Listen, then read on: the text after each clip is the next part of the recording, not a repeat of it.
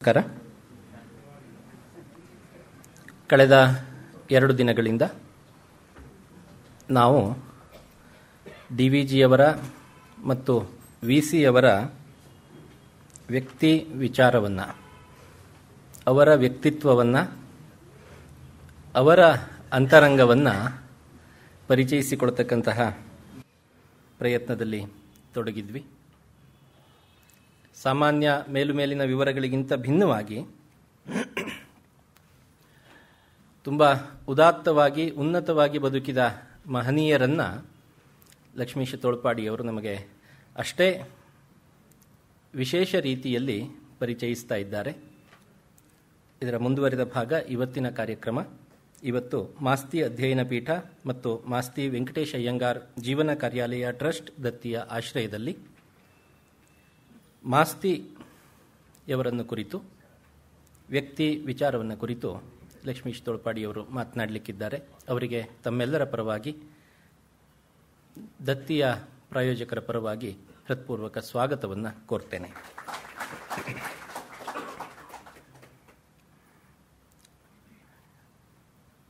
ದತ್ತಿಯ ಪ್ರಾಯೋಜಕರಾದ ಮಾಸ್ತಿ ಅಧ್ಯಯನ ಪೀಠ ಮತ್ತು ಮಾಸ್ತಿ ವೆಂಕಟೇಶ ಅಯ್ಯಂಗಾರ್ ಜೀವನ ಕಾರ್ಯಾಲಯ ಟ್ರಸ್ಟ್ನ ಮುಖ್ಯಸ್ಥರಾದ ಮಾಸ್ತಿಯವರ ಮೊಮ್ಮಗಳು ಡಾಕ್ಟರ್ ವಿ ವಸಂತಶ್ರೀಯವರು ಸಭೆಯಲ್ಲಿ ಉಪಸ್ಥಿತರಿದ್ದಾರೆ. ಅವರು ದಯವಿಟ್ಟು ಲಕ್ಷ್ಮೀಶ್ ತೋಳ್ಪಾಡಿಯವರನ್ನು ಗೌರವಿಸಬೇಕಾಗಿ ಪ್ರಾರ್ಥಿಸ್ತೇನೆ.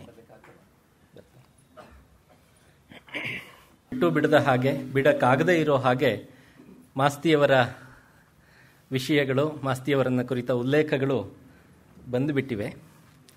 ಅದನ್ನೇ ಮುಂದುವರಿಸಿಕೊಂಡು ಮಾಸ್ತಿಯವರ ಅಂತರಂಗ ಶೋಧನೆಯನ್ನು ಲಕ್ಷ್ಮೀಶ್ ತೋಳ್ಪಾಡಿಯವರು ನಡೆಸಲಿಕ್ಕಿದ್ದಾರೆ, ನಮಗದನ್ನು ಪರಿಚಯಿಸಲಿಕ್ಕಿದ್ದಾರೆ.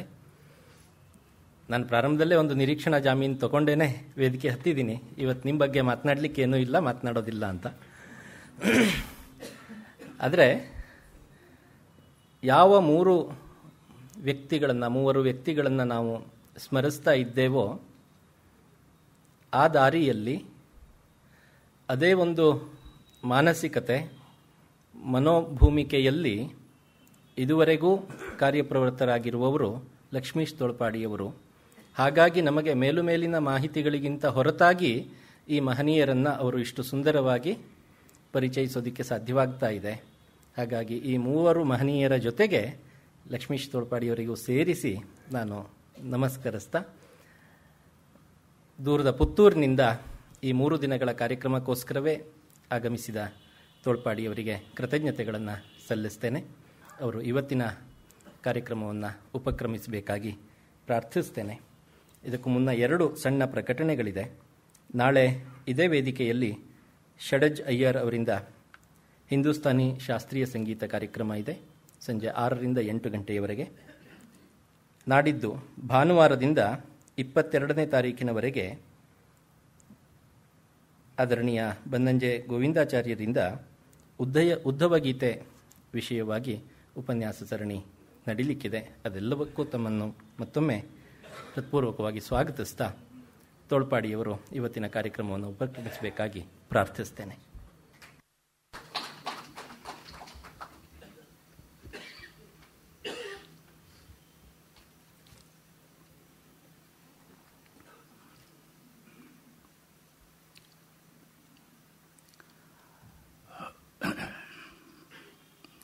ಸಹೃದಯರೇ,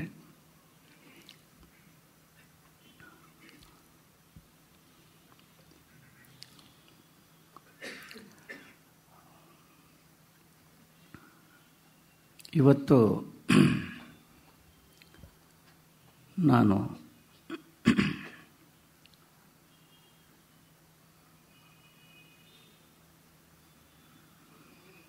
ಪೂಜ್ಯ ಮಾಸ್ತಿಯವರನ್ನು ಧ್ಯಾನಿಸಬೇಕಾಗಿದೆ.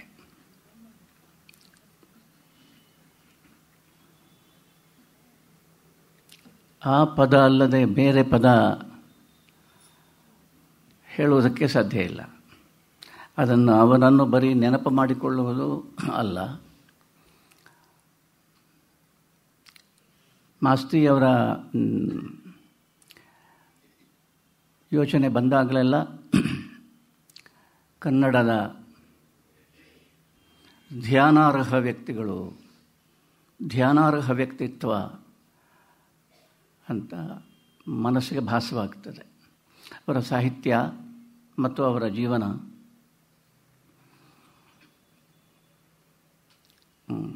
ಧ್ಯಾನ ಯೋಗ್ಯವಾದದ್ದು. ಬಹಳ ಹಿಂದಿನವರಿಗೆ ಅಂತ ಹೇಳಿದರೆ ಬಹಳ ಹಿಂದಿನವರಿಗೆ, ವೇದಕಾಲದವರಿಗೆ ಒಂದು ಪ್ರಶ್ನೆ ಬಂದಿತ್ತು, ಯಾವುದನ್ನು ಧ್ಯಾನ ಮಾಡಬೇಕು ಅಂತ. ಕಸ್ಮೈ ದೇವಾಯ ಹವಿಷಾ ವಿಧೇಮ ಅಂತ ಕರ್ಮಕಾಂಡದಲ್ಲಿ ಅವರಿಗೆ ಬಂದಿತ್ತು, ಯಾವ ದೇವರಿಗೆ ಹವಿಸ್ಸನ್ನು ಅರ್ಪಿಸುವುದು ಅಂತ. ಬಹಳ ಮುಖ್ಯವಾಗಿರತಕ್ಕ ಸಂಗತಿಗಳಿದು. ಜ್ಞಾನ ಮಾರ್ಗದಲ್ಲಿ ಅದನ್ನು ನೋಡಿದರೆ ಯಾವ ದೇವರನ್ನು ಧ್ಯಾನಿಸಬೇಕು ಅಂತ, ದೇವರನ್ನು ಅಂತ ಗೊತ್ತಿಲ್ಲ, ಯಾವುದನ್ನು ಧ್ಯಾನಿಸಬೇಕು ಅಂತ ಗೊತ್ತಾದದ್ದು ಯಾವುದು ಅಂತ ಕೇಳಿದರೆ ನಮಗೆ ಧ್ಯಾನ ಮಾಡಲಿಕ್ಕೆ ಆಗ್ತದೆ ಅಂತ. ಮನುಷ್ಯನಿಗೆ ಧ್ಯಾನ ಮಾಡಲಿಕ್ಕೆ ಆಗ್ತದೆ. ಧ್ಯಾನ ಅಂತ ಹೇಳಿದರೆ ಏನು ಅಂತಲೂ ಗೊತ್ತಿಲ್ಲ, ಅದು ವ್ಯಾಖ್ಯಾನಕ್ಕೆ ಸಿಕ್ಕುವ ಸಂಗತಿಯಲ್ಲ. ಆದರೆ ಯಾವುದೋ ಒಂದು ಸಂಗತಿ ನಮ್ಮನ್ನು ಹೊರಗಡೆ ಸೆಳೆಯುವಂತೆ, ಬಹಿರ್ಮುಖ ಜೀವನಕ್ಕೆ ಸೆಳೆಯುವಂತೆ, ಲೋಕಜೀವನಕ್ಕೆ ಸೆಳೆಯುವಂತೆ, ಅಷ್ಟೇ ತೀವ್ರವಾಗಿ ಅಂತರಂಗದ ಸತ್ಯದ ಕಡೆಗೆ ಕೂಡ ಸೆಳೆಯತಕ್ಕ ಒಂದು ತತ್ವ ಇದೆ. ಅದು ಯಾವುದು? ನಾವು ಯಾವುದನ್ನು ಧ್ಯಾನಿಸಬೇಕು? ಈ ಪ್ರಶ್ನೆ ಭಾಳ ಚೆನ್ನಾಗಿದೆ. ಅಂದರೆ ಮನಸ್ಸಿನ ಇನ್ನೊಂದು ಮುಖ, ನಮ್ಮದೇ ಮನಸ್ಸಿನ ಆಳವಾದ ಇನ್ನೊಂದು ಮುಖ ನಮಗೇ ಪರಿಚಯವಿಲ್ಲದೆ ಹೋಗಿದೆ. ಆ ಪರಿಚಯ ನಾವು ಪಡೆದುಕೊಳ್ಳುವುದು ಹೇಗೆ?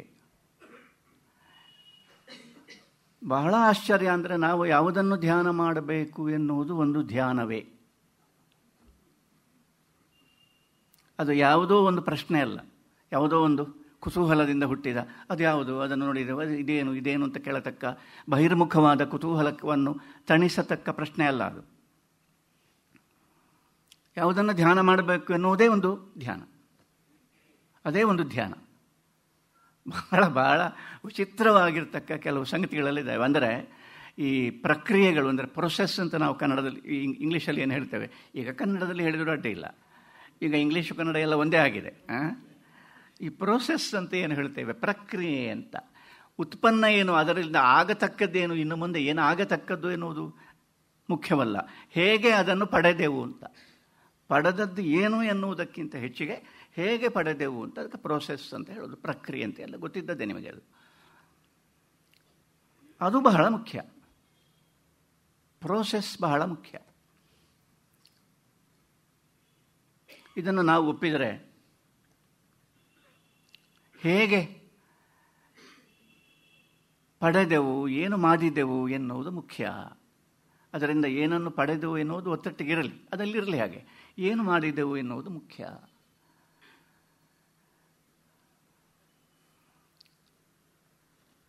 ಯಾವುದನ್ನು ಧ್ಯಾನ ಮಾಡಬೇಕು ಎನ್ನುವ ಪ್ರಶ್ನೆಯೇ ಒಂದು ಧ್ಯಾನವಾಗುವುದು, ಒಂದು ಧ್ಯಾನ ಅಂತ ಗೊತ್ತಾಗಬೇಕಾಗಿದ್ದರೆ ಪ್ರೋಸೆಸ್, ಅದು ಪ್ರೋಸೆಸ್. ಯಾವುದನ್ನು ಧ್ಯಾನ ಮಾಡಬೇಕೆನ್ನುವ ಪ್ರಶ್ನೆ ಧ್ಯಾನದ ಕಡೆಗೆ ಹೋಗತಕ್ಕ ಪ್ರೋಸೆಸ್. ಆ ಪ್ರೋಸೆಸ್ಸೇ ಧ್ಯಾನವನ್ನು ಬಿಟ್ಟಿಲ್ಲ, ಪ್ರೋಸೆಸ್ಸೇ ಧ್ಯಾನ, ಅದು ಆ ಧ್ಯಾನವನ್ನು ಬಿಟ್ಟಿಲ್ಲ. ಬಹಳ ಸೂಕ್ಷ್ಮವಾದ, ಆದರೆ ಸ್ವಲ್ಪ ಒಳಹೊಕ್ಕು ಯೋಚನೆ ಮಾಡಿದರೆ ಎಲ್ಲರಿಗೂ ಬಹಳ ಸರಳವಾಗಿ ತಿಳಿಯಬಹುದಾದ ಒಂದು ವಿಷಯ ಇದು.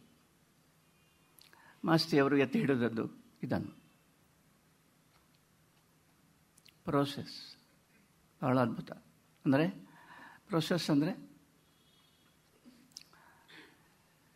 ಹೇಗೆ ಬಾಳುತ್ತೀ ಎನ್ನುವುದು ಮುಖ್ಯ ಅಂತ. ಬಾಳಿನ ನಡೆ ನುಡಿ ಹೇಗೆ ಬಾಳುತ್ತೀ ಎನ್ನುವುದು ಮುಖ್ಯ. ಅದರಲ್ಲಿ ಎಲ್ಲವೂ ಅಡಗಿದೆ. ಏನು ಅದರಲ್ಲಿ ಏನೆಲ್ಲ ನಮಗೆ ಏನೆಲ್ಲ ನಾವು ಹೇಳ್ತೇವೆ, ಅದು ಏನು ಇನ್ನು ಮುಂದೆ ದೊಡ್ಡ ಒಂದು ಬಿಡುಗಡೆ ಇದೆ, ದೊಡ್ಡ ಒಂದು ಶಾಂತಿ ಇದೆ, ಏನೋ ಎಲ್ಲ ನಾವು ಹೇಳಲಿಕ್ಕೆ ಸಾಕು, ಎಲ್ಲವೂ ಇರಲಿಕ್ಕೆ ಸಾಕು, ಇಲ್ಲದೇ ಇರಲಿಕ್ಕೂ ಸಾಕು. ಕಲ್ಪನೆಗಳು ಆಗಿರ್ಬೋದು, ಸ್ವಾನುಭವವಾಗಿರ್ಬೋದು, ಅದು ಏನು ಬೇಕಾದರೂ ಆಗಿರ್ಬೋದು. ಅದನ್ನು ಪಡೆಯುವುದು ಹೇಗೆ ಅಂತ ಕೇಳಿದರೆ, ಆ ಪಡೆಯುವುದು ಹೇಗೆ ಅಂತ ಕೇಳ್ತಿರಲ್ಲ, ಅದರಲ್ಲಿಯೇ ಇದೆ ಎಲ್ಲ ರಹಸ್ಯ.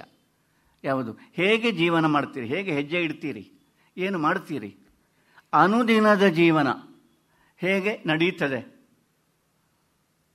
ಅದರಲ್ಲಿ ಇದೆ ಎಲ್ಲವೂ. ಇನ್ನು ಯಾವುದರಲ್ಲಿಯೂ ಇಲ್ಲ. ಈ ಒಂದು ಧೈರ್ಯ ಅನುದಿನದ ಜೀವನದಲ್ಲಿ ಇಟ್ಟ ನಂಬಿಕೆ, ದೇವರ ಮೇಲೆ ಇಟ್ಟ ನಂಬಿಕೆಗಿಂತ ಜಾಸ್ತಿ. ದೇವರ ಮೇಲೆ ಇಟ್ಟ ನಂಬಿಕೆ ಉಂಟಲ್ಲ, ಅದೊಂದು ಕಲ್ಪನೆ. ಅದು ಒಬ್ಬರಿಗೊಂದು ದೇವರು ಇರ್ಬೋದು, ಒಬ್ಬೊಬ್ಬರು ಒಂದೊಂದು ರೀತಿಯಲ್ಲಿ ಅದನ್ನು ಕಲ್ಪನೆ ಮಾಡಿರಲಿಕ್ಕೆ ಸಾಕು. ಅದೇನೋ ಇರ್ಬೋದು, ಅದಕ್ಕೆ ಮೂರ್ತಿ ಇರಬಹುದು, ಮೂರ್ತಿ ಇಲ್ಲದೆ ಇರಬಹುದು, ಏನು ಬೇಕಾದರೂ ಇರಬಹುದು. ನಂಬಬೇಕಾದದ್ದು ಯಾವುದನ್ನು ಅಂದರೆ, ನಾವು ಯಾವುದನ್ನು ನಂಬಬೇಕು ಎನ್ನುವ ಪ್ರಶ್ನೆ ಒಂದು ಜೀವನದ ಒಳಗಿನಿಂದ ಹುಟ್ಟಿಕೊಳ್ತದಲ್ಲ, ಆ ಜೀವನವನ್ನು ಅಂತ. ಇದು ಈ ರಹಸ್ಯ ಗೊತ್ತಾಗ್ಬಿಟ್ರೆ ಆಯಿತು, ಇನ್ನೇನಿಲ್ಲ. ನಾವು ದೂರ ನೋಡ್ತೇವೆ, ಆಚೆ ಏನಿದೆ ಅಂತ ನಾವು ನೋಡ್ತೇವೆ. ಜೆ ಕೃಷ್ಣಮೂರ್ತಿಯವರೊಂದು ಭಾಳ ಒಳ್ಳೆಯ ಮಾತು ಹೇಳಿದರು. ಏನು ಅಂದರೆ,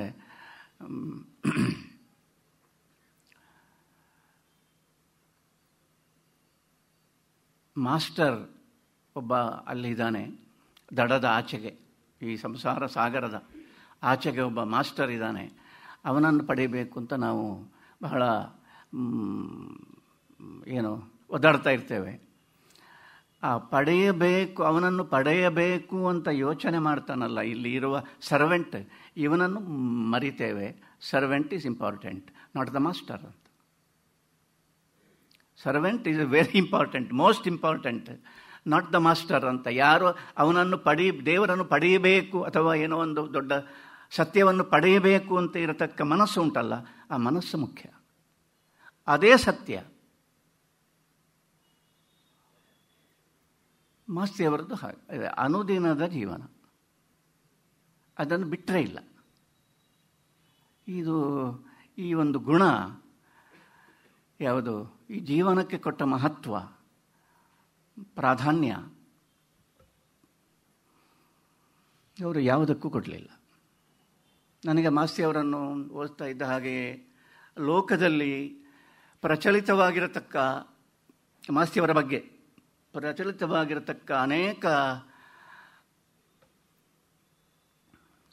ನಂಬಿಕೆಗಳು, ವೃತ್ತಾಂತಗಳು ಪೂರ್ತಿ ಸತ್ಯ ಅಲ್ಲ ಅಂತ ಗೊತ್ತಾಯಿತು. ಭಾಳ ಜನರಿಗೆ ಮಾಸ್ತಿ ನಾನೀಗ ಹೇಳಿಬಿಟ್ರೆ ಅದು ಅಹಂಕಾರ ಆಗ್ತದೆ. ಮಾಸ್ತಿ ಅವರು ಯಾರಿಗೂ ಅರ್ಥ ಆಗಿಲ್ಲ ಅಂದರೆ ಇವರೊಬ್ಬರಿಗೆ ಅರ್ಥ ಆಗಿದೆ ಅಂತ ಇವ್ರು ಹೇಳ್ತಾ ಇದ್ದಾರೆ ಅಂತ. ಹಾಗಲ್ಲ, ನನಗೂ ಅರ್ಥ ಆಗಲಿಲ್ಲ. ಆದರೆ ಅರ್ಥ ಆದದ್ದೇನು ಅಂದರೆ ಅವರನ್ನು ಬಹಳ ಜನ ಸರಿಯಾಗಿ ಅರ್ಥ ಮಾಡಿಕೊಳ್ಳಲಿಲ್ಲ ಅಂತ. ಒಂದು ದೃಷ್ಟಾಂತ ಹೇಳ್ತಾನೆ, ಪರಮಾಶ್ಚರ್ಯ ಆಗಿದೆ ನನಗೆ ಅದು.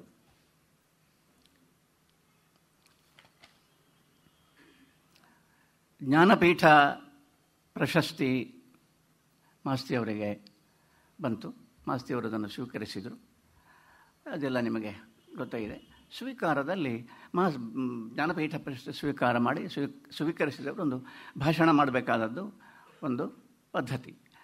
ಮಾಸ್ತಿಯವರು ಭಾಷಣ ಮಾಡಿದರು. ಆ ಭಾಷಣದಲ್ಲಿ ಒಂದು ಬಹಳ ಮುಖ್ಯವಾಗಿರತಕ್ಕ ಒಂದು ಮಾತು ಹೇಳಿದರು. ಆ ಮಾತನ್ನು ನಾನು ಕೋಟ್ ಮಾಡ್ತೇನೆ.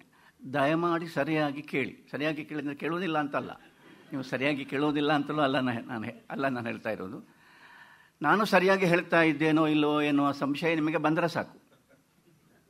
ಯಾಕೆಂದರೆ ಆ ಮಾತು ಹಾಗಿದೆ. ಮಾತು ಹೇಗಿದೆ? ಐ ಕೋಟ್: ಧರ್ಮ ಮತ್ತು ತತ್ವಶಾಸ್ತ್ರಗಳು ಮನುಕುಲವನ್ನು ಉದ್ಧಾರ ಮಾಡುತ್ತಿದ್ದ ಕಾಲ ಮುಗಿದು ಹೋಯಿತು ಎಂಬುದು ನನ್ನ ದೃಢ ನಂಬಿಕೆ. ಮಾಸ್ತಿಯವರು ಮಾತಾಡ್ತಾ ಇದ್ದಾರೆ. ಮಾಸ್ತಿಯವರು ಜ್ಞಾನಪೀಠ ಪ್ರಶಸ್ತಿ ಸ್ವೀಕಾರದ ಭಾಷಣ ಮಾಡ್ತಾ ಇದ್ದಾರೆ ಅಂತ ಕೇಳಿ. ಧರ್ಮ ಮತ್ತು ತತ್ವಶಾಸ್ತ್ರಗಳು ಮನುಕುಲವನ್ನು ಉದ್ಧಾರ ಮಾಡುತ್ತಿದ್ದ ಕಾಲ ಮುಗಿದು ಹೋಯಿತು ಎಂಬುದು ನನ್ನ ದೃಢ ನಂಬಿಕೆ. ಈಗ ಏನಿದ್ದರೂ ಧರ್ಮಗಳು ತಮ್ಮ ತಮ್ಮಲ್ಲೇ ಕಚ್ಚಾಡಬಹುದಷ್ಟೇ. ಒಂದೇ ಧರ್ಮದ ಉಪಜಾತಿ ಉಪಪಂಗಡಗಳಲ್ಲೇ ಭಿನ್ನಾಭಿಪ್ರಾಯ, ಒಬ್ಬರನ್ನು ಕಂಡರೆ ಇನ್ನೊಬ್ಬರಿಗಾಗದು ಎಂಬಂಥ ಅಪ್ರೀತಿ, ಕೆಲವೊಮ್ಮೆ ಇದು ದ್ವೇಷದ ಮಟ್ಟಕ್ಕೇರುವುದೂ ಇದೆ.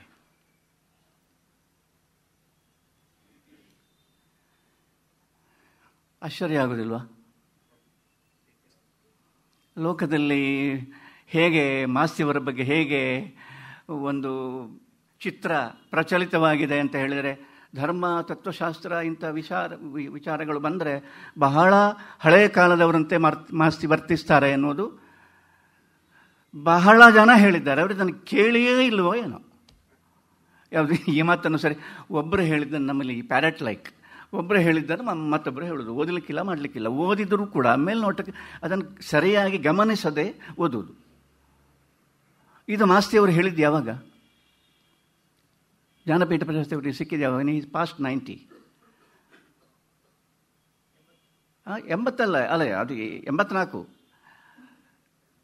ಅಂದರೆ ಅವರಿಗೆ 94 ವರ್ಷ. 9 ದಶಕಗಳು ಕಳೆದಿದ್ದಾವೆ. ಸಾಮಾನ್ಯವಾಗಿ ಅಷ್ಟು ವಯಸ್ಸಾಗುವಾಗ ಏನಾಗಿರ್ತದೆ ಅಂದರೆ, ಅದುವರೆಗೆ ನಾಸ್ತಿಕರಾಗಿದ್ದವರು ಆಸ್ತಿಕರಾಗಿರ್ತಾರೆ. ಅದು ವಯಸ್ಸು ನಮ್ಮ ಮೇಲೆ ಮಾಡತಕ್ಕ ಒಂದು ದಿವ್ಯ ಅನುಗ್ರಹ. ಅದು ಏನು ಅಂದರೆ, ಈಗಾದರೂ ಸ್ವಲ್ಪ ಯೋಚನೆ ಮಾಡು ಅಂತ, ತಲೆ ಬಿಳಿಯಾಗಿದೆ ಅಲ್ಲ ಅಂತ.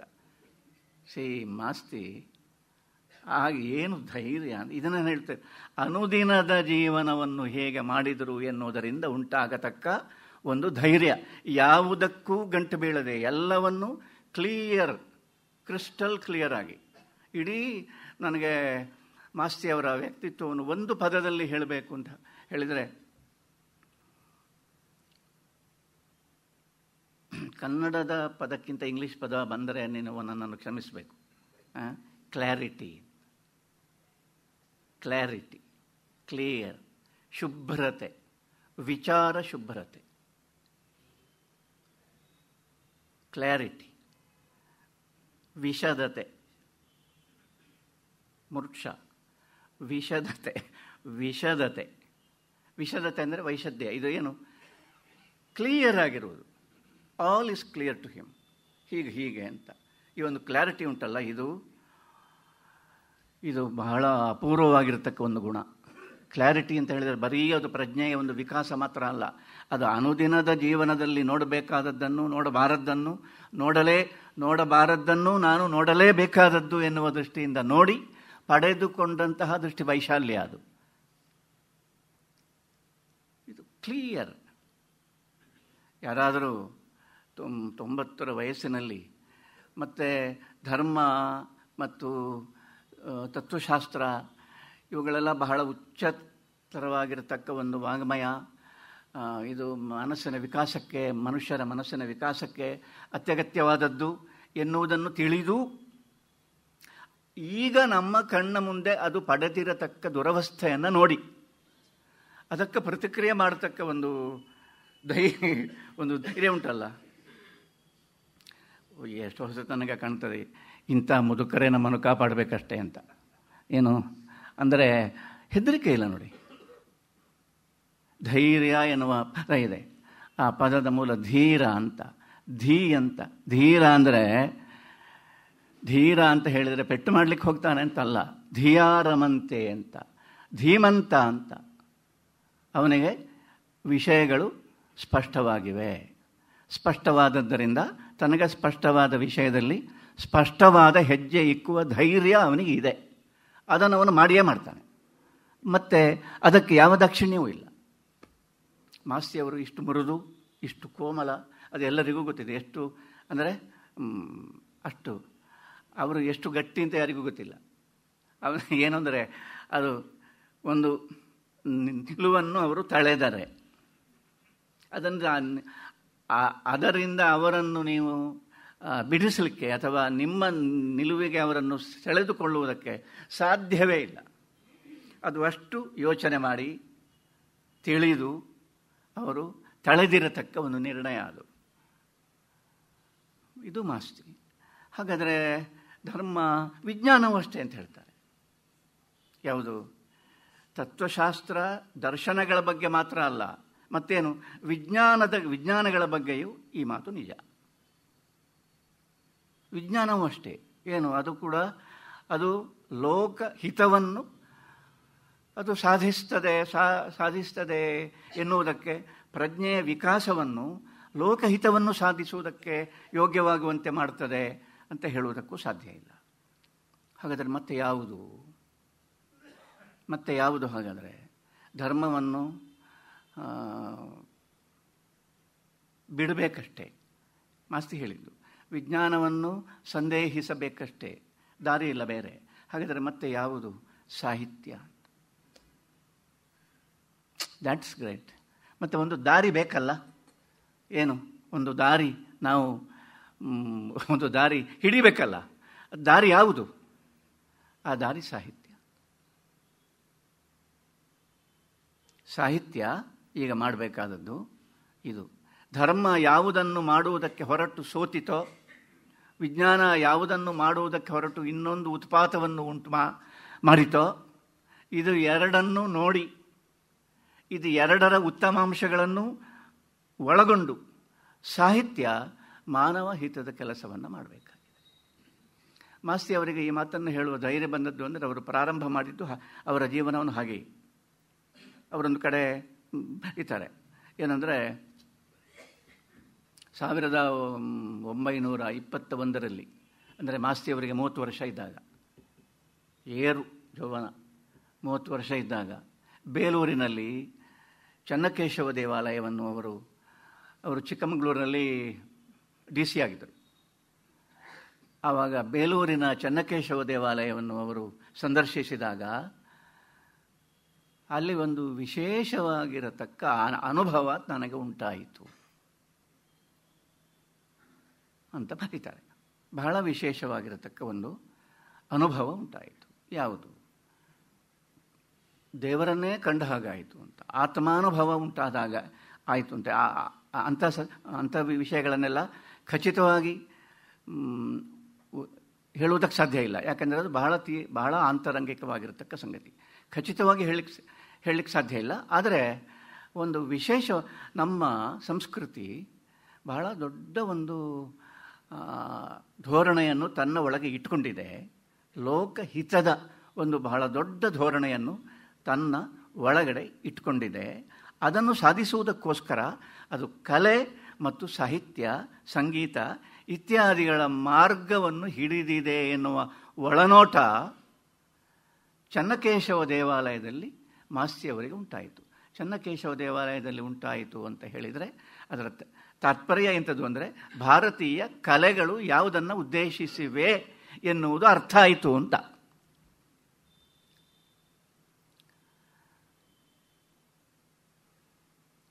ಮಾಸ್ತಿಯವರು ಸಾಹಿತಿ ಅಲ್ಲದೇ ಇದ್ದರೆ ದೊಡ್ಡ ಶಿಲ್ಪಿ ಆಗ್ತಿದ್ರು ಅಂತ ನಾನು ಆ ವಾಕ್ಯವನ್ನು ಓದಿದಾಗ ಅದರ ಕೆಳಗಡೆ ಒಂದು ಟಿಪ್ಪಣಿ ಮಾಡಿದೆ. ಏನು ಅಂದರೆ, ಈಗ ಇದು ಹೇಳ್ತಾರಲ್ಲಿ ಇವರು, ಒಂದು ದೇವಸ್ಥಾನದಲ್ಲಿ ಒಂದು ಅದ್ಭುತವಾಗಿರತಕ್ಕ ಒಂದು ಕಲೆಗಾರಿಕೆಯನ್ನು ನೋಡಿ ಇನ್ನು ಯಾವುದೋ ಒಂದು ಸೊಗಸಿನ, ಅಂತರಂಗದ ಸೊಗಸಿನ ಪ್ರಪಂಚಕ್ಕೆ ನನಗೆ ಬಾಗಿಲು ತೆರೆದ ಹಾಗಾಯಿತು ಅಂತ ಹೇಳ್ತಾರಲ್ಲ, ನಿಜವಾಗಿ ಇವರು ಬರೆಯದೇ ಇರುತ್ತಿದ್ದರೆ ದೊಡ್ಡ ಶಿಲ್ಪಿ ಆಗುತ್ತಿದ್ದರು ಅಂತ. ಅದು ಆ ಕಲೆಯ ಸ್ವರೂಪ. 21ರಿಂದ ಪ್ರಾರಂಭ ಆಗಿದೆ ಅವರಿಗೆ. ಇದು ಏನು, ಅವರ ಬರವಣಿಗೆ ಅದಕ್ಕಿಂತಲೂ ಮೊದಲೇ ಪ್ರಾರಂಭ ಆಗಿದೆ. ಅವರಿಗೆ ತಾನು ಬರೆಯಬೇಕಾದದ್ದೇನು, ಯಾವುದನ್ನು ಮುಂದುವರಿಸಬೇಕಾದ್ದು ಮತ್ತು ಅದರ ಗುಣಾಂಶ ಏನು ಎನ್ನುವುದರ ಅರ್ಥವಾದದ್ದು ಆ 1921ರಲ್ಲಿ. 1984ರವರೆಗೆ ಬಂದಿದೆ. 63 ವರ್ಷ.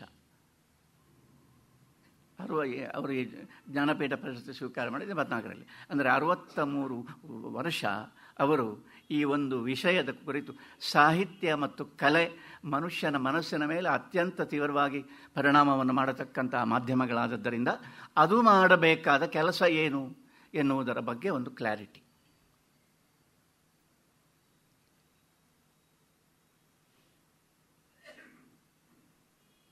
ನಾನು ಇದನ್ನು ಪೂರ್ತಿ ನಂಬುತ್ತೇನೆ. ಯಾಕೆ ನಂಬುತ್ತೇನೆ ಅಂದರೆ ಅವರ ಜೀವನವೇ ಅದಕ್ಕೆ ಸಾಕ್ಷಿ. ನಾವು ನಂಬುತ್ತೇವೆ ಎನ್ನುವ ಸರ್ಟಿಫಿಕೇಟ್ ಅವರಿಗೆ ಬೇಕಾಗಿಯೇ ಇಲ್ಲ. ಅವರ ಜೀವನವೇ ಏನೋ ಒಂದು something great, something mysterious happened ಎನ್ನುವುದರಲ್ಲಿ ಅನುಮಾನವೇ ಇಲ್ಲ. ಯಾಕಂದರೆ 60 ವರ್ಷಗಳ ಕಾಲ ಅವರು ಸಾಗಿದ ದಾರಿಯಲ್ಲಿ ಸಾಹಿತ್ಯದಲ್ಲಿ, ಸಾಹಿತ್ಯ ತನ್ನ ಮಾರ್ಗ ಅಂತ. ಆ ಕಾಲದಲ್ಲಿ ಕನ್ನಡ ಹೇಗಿತ್ತು? ಸಾಹಿತ್ಯ ಅಂದರೆ ಕನ್ನಡದಲ್ಲಿ ತಾನು ಬರೀಬೇಕು. ಆ ಕಾಲದಲ್ಲಿ ಕನ್ನಡ ಹೇಗಿತ್ತು, ಅವರ ಕನ್ನಡ ಸಾಹಿತ್ಯ ಸಮ್ಮೇಳನ 1929ರಲ್ಲಿ ಅವರಿಗೆ ಕನ್ನಡ ಸಾಹಿತ್ಯ ಸಮ್ಮೇಳನದ ಅಧ್ಯಕ್ಷ ಸ್ಥಾನ ಸಿಕ್ಕಿತು. ಅವರು ಬೇಡ ಅಂತ ಹೇಳ್ತಾರೆ, ಅದಕ್ಕಿಂತ ಮೊದಲೇ ಅವರಿಗೆ ಕೊಟ್ಟಿದ್ದರು. ಅವರು ಬೇಡ ಅಂತ ಹೇಳಿದರು, ನನಗಿಂತ ದೊಡ್ಡವರಿದ್ದಾರೆ, ಹಿರಿಯರಿದ್ದಾರೆ, ಕೆಲಸ ಮಾಡಿದ್ದವರಿದ್ದಾರೆ, ಅವರಿಗೆ ಕೊಡಿ ಅಂತ. 29ರಲ್ಲಿಯೂ ಕೂಡ ಅವರು ಬೇಡ ಅಂತ ಹೇಳಿದರು. ಆದರೂ ಒತ್ತಾಯ ಮಾಡಿ ಮತ್ತೆ ಅವರು ಅದಕ್ಕೆ ಒಪ್ಪಿದರು. ಒಂದು ರೀತಿ ಒತ್ತಾಯಕ್ಕೆ ಒಪ್ಪಿದರು. ಅಧ್ಯಕ್ಷ ಭಾಷಣವನ್ನು ನೀವು ಕೇಳಿದರೆ ಬಹಳ ಆಶ್ಚರ್ಯ ಆಗ್ತದೆ. ಅದರಲ್ಲಿ ಏನು ಹೇಳ್ತಾರೆ ಅಂದರೆ, ಹೇಗೆ ಇದೆ ಕನ್ನಡದ ಪರಿಸ್ಥಿತಿ ಅಂತ, ಹೇಗೆ ಇತ್ತು ಅಂತ. ಕನ್ನಡದಲ್ಲಿ ಏನಿದೆ, ಏನಿದ್ದರೂ ಕೂಡ, ಏನೋ ಕಂದಾವೃತ್ತಗಳು ಏನಿದ್ದರೂ ಕೂಡ, ಇದು ಎಲ್ಲವೂ ಈ ಕನ್ನಡದ ಸಾರಸ್ವತ ಸಂಪತ್ತು ಬಂದದ್ದು ಸಂಸ್ಕೃತದಿಂದ. ಕನ್ನಡದಲ್ಲಿ ಅದನ್ನು ಬಿಟ್ಟರೆ, ಆ ಅಂಶಗಳೆಲ್ಲ ಬಿಟ್ಟರೆ ಶಾಸ್ತ್ರೀಯವಾಗಿರ್ತಕ್ಕ ಅಂಶಗಳು ಯಾವುದೂ ಇಲ್ಲ. ಶಾಸ್ತ್ರೀಯವಾದದ್ದು ಯಾವುದು ಬೇಕಾಗಿದ್ದರೂ ಕೂಡ ಅದು ಬರಬೇಕಾಗಿದ್ದದ್ದು ಸಂಸ್ಕೃತದಿಂದ. ಅದರಿಂದ ಈ ಕನ್ನಡ ಅಂದರೆ ಏನು, ಇದರಲ್ಲಿ ಏನೂ ಇಲ್ಲ ಅಂತ ಸ್ವಯಂ ಕನ್ನಡವೇ ಮಾತೃಭಾಷೆಯಾಗಿರತಕ್ಕವರಿಗೆ ಆ ಭಾವನೆ ಇತ್ತು ಅಂತ ಅದನ್ನು ಭಾಳ ಸ್ವಾರಸ್ಯಕರವಾಗಿ ಹೇಳ್ತಾರೆ. ಒಬ್ಬರು ಆಚಾರ್ಯರಿದ್ದರಂತೆ, ಅವರು ಮಾಸ್ತಿಯವರ ಹತ್ರ ಹೇಳಿದರಂತೆ, ಏನಿದೆ ಸ್ವಾಮಿ ಕನ್ನಡದಲ್ಲಿ, ಅದು ಪಿಶಾಚಿ ಭಾಷೆ ಅಂತ. ಇದನ್ನು ಸಾಹಿತ್ಯ ಸಮ್ಮೇಳನದ ಅಧ್ಯಕ್ಷ ಭಾಷಣದಲ್ಲಿ ಮಾಸ್ತಿಯವರು ಹೇಳ್ತಾರೆ. ಹೇಳಿ ಒಂದು ಕಮೆಂಟ್ ಮಾಡ್ತಾರೆ, ಅವರು ಕನ್ನಡವೇ ಮಾತೃಭಾಷೆ ಆಗಿದ್ದವರು, ಅವರ ಮನೆ ಮಾತು ಕನ್ನಡ, ಆದುದರಿಂದಲೇ ಅವರು ಪಿಶಾಚಿ ಭಾಷೆ ಅಂತ ಹೇಳಿದರು ಏನೋ ಅಂತ. ಎಷ್ಟು ಚೆನ್ನಾಗಿದೆ. ಏನು ಒಂದು ಮನೆಯಲ್ಲಿ ಮಾತಾಡೋದು, ಮತ್ತು ಪ್ರಾಯ ಇವರನ್ನೆಲ್ಲರೂ ಬೈತಿದ್ದಿರಬೇಕು, ಅದರಿಂದ ಇವರು ಕನ್ನಡ ಅಂದರೆ ಪಿಶಾಚಿ ಭಾಷೆ ಅಂತ. ಮತ್ತೆ ಒಂದು ಕಡೆ ಮತ್ತೆ ಒಂದು ಬರುತ್ತೆ, ಹೇಗೆ ಇತ್ತು ಅಂತ. ಮಡಿ ಭಾಷೆ ಅಲ್ಲ ಅದು, ಮೈಲಿಗೆಯ ಭಾಷೆ ಅಂತ. ಮೈಲಿಗೆಯ ಭಾಷೆ ಅಂತ ಹೇಳಿ, ಅದು ಬರೀ ಅಲ್ಲ ಹೇಳೋದು, ಬರೀ ಒಂದು ಭಾವನೆ ಮಾತ್ರ ಅಲ್ಲ, ಕಾರ್ಯರೂಪಕ್ಕೆ. ಭಾಳ ಆಶ್ಚರ್ಯ, ನಮ್ಮಲ್ಲಿ ಕಾರ್ಯರೂಪಕ್ಕೆ ಅದನ್ನು ತಗೊಂಡು ಬರೋದು ಅಂತ ಹೇಳಿದರೆ ಎಷ್ಟು ಆಭಾಸಾತ್ಮಕವಾದದ್ದು ಅಂದರೆ, ಅದರಲ್ಲಿ ಒಂದು ಕಡೆ ಬರೀತಾರೆ ಏನಂದರೆ, ಮಾಡದಲ್ಲಿ ಕೊಡವಿದೆ ಅದನ್ನು ತೆಗೆದುಕೊಂಡು ಬಾ ಅಂತ ಹೇಳಬೇಕು. ಆಚಾರ್ಯರು ಪೂಜೆಗೆ ಕೂತಿದ್ದಾರೆ. ಮಾಡ ಅದೊಂದು ಸಣ್ಣ ಒಂದು ಹೀಗೆ ಒಂದು ಎತ್ತರದ ಒಂದು ಅಟ್ಟಳಿಗೆ ಇದೆ, ಅದರ ಮೇಲೆ ಒಂದು ಕೊಡಪಾನ ಇದೆ, ಅದನ್ನು ತೆಗೆದುಕೊಂಡು ಬರಬೇಕು ಅಂತ ಇವರು ಹೇಳಬೇಕಾಗಿದೆ ಆಚಾರ್ಯರು. ಪೂಜೆಗೆ ಕೂತಿದ್ದಾರಲ್ಲ, ಕನ್ನಡ ಮಾತಾಡೋದು ಹೇಗೆ? ಕನ್ನಡ ಯಾಕೆಂದರೆ ಕನ್ನಡ ದೇವರಿಗೆ ಬರುವುದಿಲ್ಲ, ದೇವರಿಗೆ ಬರುವುದು ದೇವ ಭಾಷೆ, ಅದಕ್ಕೆ ಹೇಳೋದು.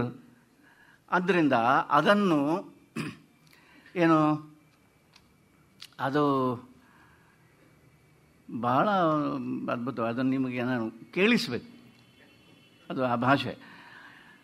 ಇಂಥವರೊಬ್ಬರು ಮಾಡದಲ್ಲಿ ಕೊಡವಿದೆ ತೆಗೆದುಕೊಂಡು ಬಾ ಎಂದು ಸರಳವಾಗಿ ಕನ್ನಡದಲ್ಲಿ ಹೇಳುವುದಕ್ಕೆ ನ ಕರೋತಿ ಮಧ್ಯೆ ನ ದದಾತಿ ವರ್ತತೆ ತಮಾನಯ ಅಂತ ಹೇಳಿದರೆ, ಮಾಡದಲ್ಲಿ ಅಂತ ಹೇಳಿದರೆ ಕನ್ನಡದಲ್ಲಿ ಅರ್ಥ ಸಣ್ಣ ಎತ್ತರದ ಒಂದು ಅಟ್ಟಳಿಗೆಯಲ್ಲಿ ಅಂತ ಅರ್ಥ. ಮಾಡು,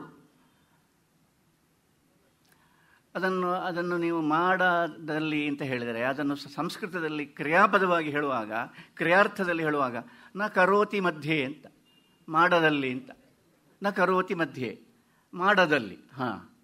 ಕೊಡವಿದೆ ಅಂದರೆ ಕೊಡಪಾನ ಅಂದರೆ ಒಂದು ತಂಬಿಗೆ, ಹಾಗೆ ಸ್ವಲ್ಪ ದೊಡ್ಡ ಒಂದು ತಂಬಿಗೆ. ಅದಕ್ಕೆ ಇವರು ಹೇಳೋದು ನ ದದಾತಿ, ಕೊಡುವುದಿಲ್ಲ ಎನ್ನುವ ಅರ್ಥದಲ್ಲಿ ನ ದದಾತಿ ವರ್ತತೆ ತಮಾನಯ ಅಂತ. ಏನು ಪರಿಸ್ಥಿತಿ ಏನು? ಆಚೆ ಕನ್ನಡವೂ ಹೋಯಿತು, ಈಚೆ ಸಂಸ್ಕೃತವೂ ಹೋಯಿತು. ದೇವರ ಪೂಜೆ ಹಾಳಾದದ್ದು ಗೊತ್ತೇ ಆಗಲಿಲ್ಲ.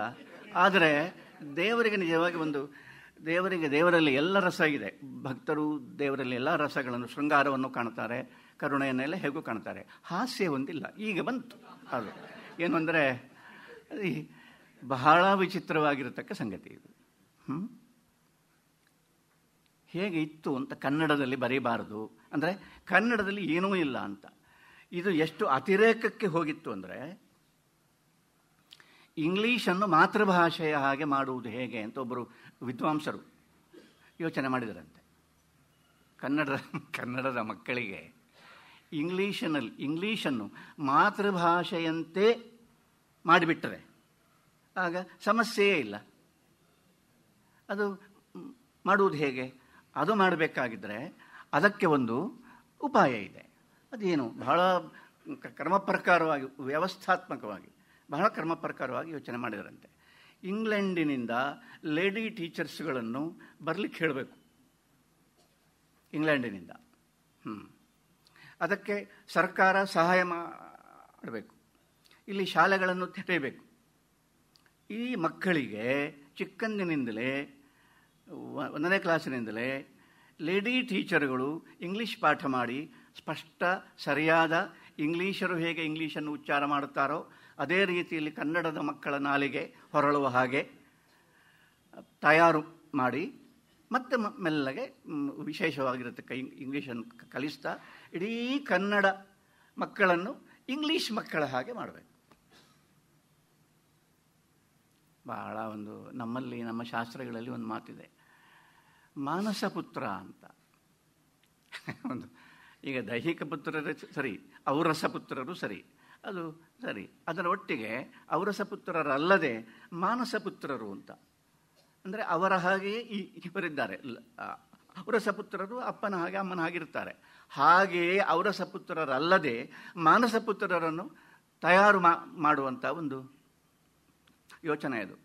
ಬಹಳ ಆಶ್ಚರ್ಯ ಆಗ್ತದೆ ನನಗೆ ಇದನ್ನು ಓದುವಾಗ. ಮಾಸ್ತಿ ಅವರು ಹೇಳಿದ ಅವರು ಬರೆದಿದ್ದಾರೆ, ಯಾರು ಬರೆದದ್ದು, ಯಾರು ಇದನ್ನು ಹೇಳಿದ್ದು. ಆಮೇಲೆ ಒಂದು ಇದು ಮಾಡ್ತಾರೆ, ಅವರೇನೋ ಬಹಳ ಒಳ್ಳೆಯದನ್ನೇ, ನಮ್ಮ ಯೋಗಕ್ಷೇಮವನ್ನು ಚಿಂತಿಸಿಯೇ, ನಮ್ಮ ಶ್ರೇಯಸ್ಸನ್ನು ಚಿಂತಿಸಿಯೇ ಇದನ್ನು ಬರೆದದ್ದಾಗಿರಲಿಕ್ಕೆ ಸಾಕು. ದಾರಿ ಮಾತ್ರ ತಪ್ಪು ಅಂತ ಅವರಿಗೆ ಗೊತ್ತಾಗಲಿಲ್ಲ, ಅದು ಬೇರೆ ವಿಷಯ. ಆದರೆ ಪರಿಸ್ಥಿತಿ ಹೀಗೆ ಇತ್ತು ಅಂತ. ಜಾನ್ ವುಡ್ರೋಫ್ ಭಾರತಕ್ಕೆ ಬಂದು, ಅವನು ಇಂಗ್ಲಿಷ್ಮನ್, ಭಾರತಕ್ಕೆ ಬಂದು ಭಾರತದಲ್ಲಿ ಸಂಸ್ಕೃತಾಭ್ಯಾಸ ಮಾಡಿ ತಂತ್ರಶಾಸ್ತ್ರದ ಬಗೆಗೆ ಅಖಂಡ ಬಹಳ ಪುಸ್ತಕಗಳನ್ನು ಬರೆದಿದ್ದಾನೆ. ಜಾನ್ ವುಡ್ರೋಫ್ ಅವನೊಂದು ಮಾತನ್ನು ಹೇಳ್ತಾನೆ. ಅವನು ಭಾರತವನ್ನು ನೋಡಿದ, ಬೆನಾರಸ್ಗೆ ಬಂದ, ಎಲ್ಲ ನೋಡಿ ಒಟ್ಟಿನ ಮೇಲೆ ಈ ಭಾರತೀಯರ ಪರಿಸ್ಥಿತಿ ಹೇಗೆ ಉಂಟು ಎನ್ನುವುದನ್ನು ಒಂದು ಸೂತ್ರಪ್ರಾಯವಾಗಿ ಹೇಳಿದ. The Indians have become the manasa putras of English. ಈ ಮಾನಸ ಪುತ್ರ ಎನ್ನುವ ಪದ ಸಿಕ್ಕಿದ್ದು ಅವನಿಗೆ ಸಂಸ್ಕೃತದಿಂದಲೇ. ಅದನ್ನೇ ನಮ್ಮ ತಲೆ ಮೇಲೆ ಹಾಕಿದ. You have become the manasa putras of English. ಹೀಗೆ ಇತ್ತು ಕನ್ನಡದಲ್ಲಿ ಮಾಸ್ತಿಯವರು ಬರೆಯುವುದಕ್ಕೆ ಹೊರಟಾಗ ಇದ್ದ ಪರಿಸ್ಥಿತಿ. ಯಾರಿಗಾದರೂ ಕನ್ನಡದಲ್ಲಿ ಯಾಕೆ ಬರೀತೀರಿ ಅಂತ ಕೇಳುವ ಪರಿಸ್ಥಿತಿಯಲ್ಲಿ ಕನ್ನಡದಲ್ಲಿ ಬರೆಯುವ ಉತ್ಸಾಹ ಬಂದಿತ? ದೊಡ್ಡವರು ಅಂತ ನಾವು ಹೇಳೋದು ಆ ಕಾರಣಕ್ಕೆ. ಒಬ್ಬರು ಮಾಡಿದ ಮೇಲೆ, ಅವರಿಗೆ ಹೆಸರು ಬಂದ ಮೇಲೆ ನಾವು ಅವರ ಹಿಂದೆ ಹೋಗುವುದು, ಅವರು ಮಾಡಿದ ಹಾಗೆ ನಾವು ಮಾಡುವುದು ಅನುಕರಣಶೀಲತೆಯ ಕಾರಣದಿಂದ ಸ್ವಾಭಾವಿಕ. ಆದರೆ ಮೊದಲೇ ಒಂದು ದಾರಿ, ಈ ದಾರಿಯಲ್ಲಿ ಹೋಗಬೇಕು ಅಂತ ಒಂದು ಕಾಣಬೇಕಾಗಿದ್ದರೆ ಅದು ವಿಶಿಷ್ಟವಾಗಿರತಕ್ಕ ಒಂದು ನೋಟ. ಅದು ಜೀವನ. ಅವರ ಪತ್ರಿಕೆಗೆ ಸರಿ ಹಾಗೆ ಜೀವನ ಮುಖ್ಯ. ವಿ.ಸಿ.ಯವರು ಮಾಸ್ತಿಯವರನ್ನು ಸಂದರ್ಶನ ಮಾಡ್ತಾ ಅವ್ರ ಹತ್ರ ಒಂದು ಪ್ರಶ್ನೆಯನ್ನು ಕೇಳ್ತಾರೆ. ನಿಮಗೆ ಕನ್ನಡದಲ್ಲಿ ಬರೆಯುವುದಕ್ಕೆ ಏನು ಪ್ರೇರಣೆ, ಯಾಕೆ ಬಂತು? ಯಾಕೆ ಈ ಪ್ರಶ್ನೆ ಯಾಕೆ ಅಂದರೆ, ಇಂಗ್ಲೀಷಿನಲ್ಲಿ ಈ MA ಮಾಡಿದ್ದು, ಅದರಲ್ಲಿ ಫಸ್ಟ್ ಕ್ಲಾಸ್, ಬಹಳ ದೊಡ್ಡ ಶ್ರೇಣಿಯಲ್ಲಿ ಉತ್ತೀರ್ಣರಾಗಿದ್ದೀರಿ. ಆಮೇಲೆ ಬೆಳೆದ ಹಳ್ಳಿ ಮಾಸ್ತಿ, ಅಲ್ಲಿ ತೆಲುಗಿದೆ, ಆಮೇಲೆ ತಮಿಳಿದೆ. ಅದರೊಂದು ವಿ.ಸಿ.ಯವರು ಅದನ್ನೊಂದು ಹೇಳ್ತಾರೆ, ತಮಿಳು ತೆಲುಗುಗಳ ಸೆರಗಿನಲ್ಲಿ ಇರತಕ್ಕ ಗ್ರಾಮ ಮಾಸ್ತಿ. ಇದರಲ್ಲಿ ಸೆರಗು ಅಂತ ಯಾಕೆ ಹೇಳ್ತಾರೆ ಅಂದರೆ, ತಾಯಿ ನುಡಿ ಎನ್ನುವ ಅರ್ಥವನ್ನು ಸೂಚಿಸಲಿಕ್ಕೆ. ತಮಿಳು ತೆಲುಗು ಧಾರಾಳವಾಗಿರತಕ್ಕ ಮಾಸ್ತಿಯಲ್ಲಿ ನೀವು ಬೆಳೆದವರು, ಹುಟ್ಟಿದವರು, ಕನ್ನಡದಲ್ಲಿ ಬರೆಯುವ ಪ್ರೇರಣೆ ನಿಮಗೆ ಬರಲಿಕ್ಕೆ ಏನು ಕಾರಣ ಅಂತ. ಮಾಸ್ತಿ ಕೂಡಲೇ ಅದನ್ನು ತಿತ್ತಿ ಇದ್ದಿದ್ದರಲ್ಲ. ಇಲ್ಲ ಸ್ವಾಮಿ, ಮಾಸ್ತಿ ಸ್ಪಷ್ಟವಾಗಿ ಕನ್ನಡದ ಗ್ರಾಮ, ಅಲ್ಲಿ ತಮಿಳು ಇತ್ತು, ತೆಲುಗು ಇತ್ತು. ಆದರೆ ಅದು ಕನ್ನಡದ ಗ್ರಾಮ. ಮಾಸ್ತಿ ಅವರ ಹಾಗೆ ತಿದ್ದುಪಡಿಯ ಕಡೆಗೆ ಒಂದು ವಿಶೇಷವಾಗಿರತಕ್ಕ ಕಣ್ಣಿದ್ದವರು ಪ್ರಾಯ ಸಾಹಿತಿಗಳಲ್ಲಿ ಯಾರೂ ಇಲ್ಲ.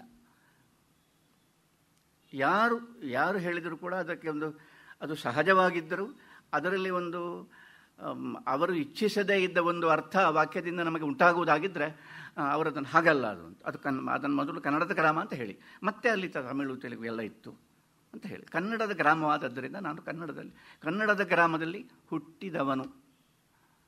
ಆಮೇಲೆ ಎಷ್ಟು ಕ್ಲಾರಿಟಿ ಅಂದರೆ, ಪ್ರಜ್ಞೆಯ ವಿಕಾಸವಾಗಬೇಕಾಗಿದ್ದರೆ, ಬುದ್ಧಿಯ ವಿಕಾಸವಾಗಬೇಕಾಗಿದ್ದರೆ ಮಾತೃಭಾಷೆಯಲ್ಲಿಯೇ ಶಿಕ್ಷಣ ಸಿಗಬೇಕು ಅಂತ ಹೇಳಿ ಅದರ ಒಟ್ಟಿಗೆ ಒಂದು ವಾಕ್ಯ, ಮಾತೃ ಸಮಾನವಾದ ಭಾಷೆಯಲ್ಲಿ ಸಿಕ್ಕಿದರೂ ಆದೀತು ಅಂತ. ಈ ಮಾತೃ ಸಮಾನವಾದ ಭಾಷೆ ಅಂತ ಹೇಳಿದ್ದು ಯಾಕೆಂದರೆ ಅವರ ಮನೆ ಮಾತು ತಮಿಳಾದದ್ದರಿಂದ ಅವರಿಗೆ ತಮಿಳು ಕೂಡ ಮಾತೃಭಾಷೆ, ಅವರಿಗೆ ಕನ್ನಡ ಮಾತೃ ಸಮಾನವಾದ ಭಾಷೆ. ನಮ್ಮಲ್ಲಿ ಬಹಳ ಅದ್ಭುತ, ನನಗೆ ಎಷ್ಟೋ ತುಂಬ ಆಶ್ಚರ್ಯ ಆಗ್ತದೆ. ಏನು ಅಂದರೆ, ಬೇಂದ್ರೆಯವರು ಕನ್ನಡದಲ್ಲಿ ಇನ್ನಿಲ್ಲದಂಥ ಕವನಗಳನ್ನು ಬರೆದಿದ್ದಾರೆ, ಅದಕ್ಕೆ ಸರಿಸಾಟಿಯೇ ಇಲ್ಲ. ಬೇಂದ್ರೆಯವರ ಮಾತೃಭಾಷೆ ಮರಾಠಿ. ಬೇಂದ್ರೆಯವರು ಮರಾಠಿಯಲ್ಲಿ ಬರೆದದ್ದು ಕನ್ನಡದ ಕವನಗಳಿಗೆ ಹೋಲಿಸಲಿಕ್ಕೆ ಸಾಧ್ಯ ಇಲ್ಲ. ಇದು ಏನೋ ಒಂದು ಆಶ್ಚರ್ಯ ಅಂತ.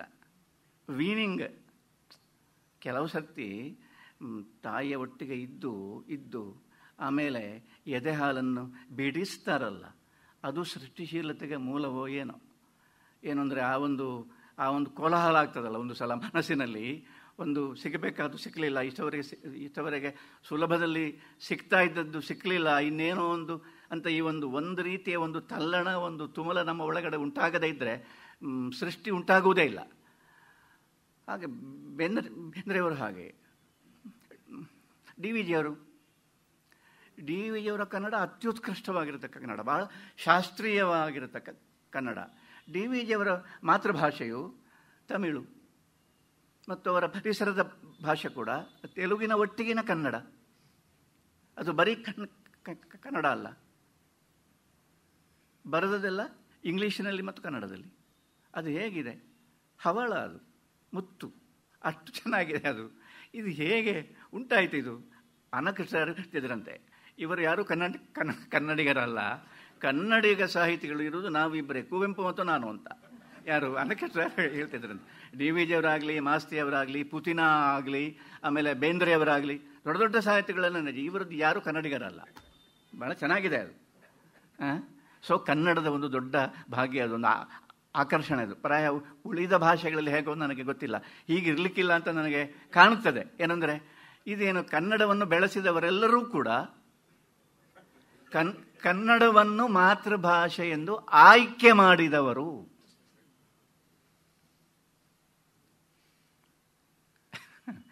ಇದು ಒಂದು ದೈವಾನುಗ್ರಹವೇ, ಇದು ಒಂದು ಬಹಳ ಆಶ್ಚರ್ಯ ಇದು. ಆದ್ದರಿಂದ ನಾವು ಇವತ್ತು ಕನ್ನಡದೊಟ್ಟಿಗೆ ಇಂಗ್ಲೀಷನ್ನು ಬೆರೆಸಿ ಕಂಗ್ಲೀಷ್ ಮಾಡಿ ಏನೋ ಮಾಡ್ತೆ, ತೊಂದರೆ ಇಲ್ಲ. ಏನಂದರೆ, ನಮ್ಮ ಯಾರು ಏನು ಮಾಡಿದರೂ ಹಾಳಾಗದ ರೀತಿಯಲ್ಲಿ ಕನ್ನಡವನ್ನು ಇವರು ಬೆಳೆಸಿದ್ದಾರೆ. ತುಂಬ ಆಶ್ಚರ್ಯ ಆಗೋದು ಏನಂದರೆ, ಆ ಕಾಲದಲ್ಲಿ ಕನ್ನಡದಲ್ಲಿ ಏನಿದೆ ಅಂತ ಕೇಳಿದರಲ್ಲ, ಇದೆಲ್ಲ ಬಂದದ್ದು ಸಂಸ್ಕೃತದಿಂದ ಅಥವಾ ಇಂಗ್ಲೀಷಿನಿಂದ. ಕನ್ನಡದಲ್ಲಿ ಏನಿದೆ ಅಂತ ಕೇಳಿದವರು ಬರೀ 1-2 ಶತಮಾನಗಳನ್ನು ಮಾತ್ರ ನೋಡಿದ್ದಾರೆ. 19ನೇ ಶತಮಾನ, 18ನೇ ಶತಮಾನ, 17ನೇ ಶತಮಾನ, ಈ 2-3 ಶತಮಾನಗಳಲ್ಲಿ ಮಾತ್ರ ಕನ್ನಡದ ಬೆಳಸು ಏನೂ ಇರಲಿಲ್ಲ, ಅದನ್ನು ಮಾತ್ರ ಇವರು ನೋಡಿದ್ದಾರೆ. ಆದರೆ ಸ್ವಲ್ಪ ಹಿಂದಕ್ಕೆ ನೀವು ಹೋದರೆ ಅಲ್ಲಿ ಕುಮಾರವ್ಯಾಸ ಇದ್ದಾನೆ. ಅವನ ಒತ್ತಿಗೆ ದಾಸರ ಅದ್ಭುತವಾಗಿರತಕ್ಕ ಹಾಡುಗಳಿದ್ದಾವೆ.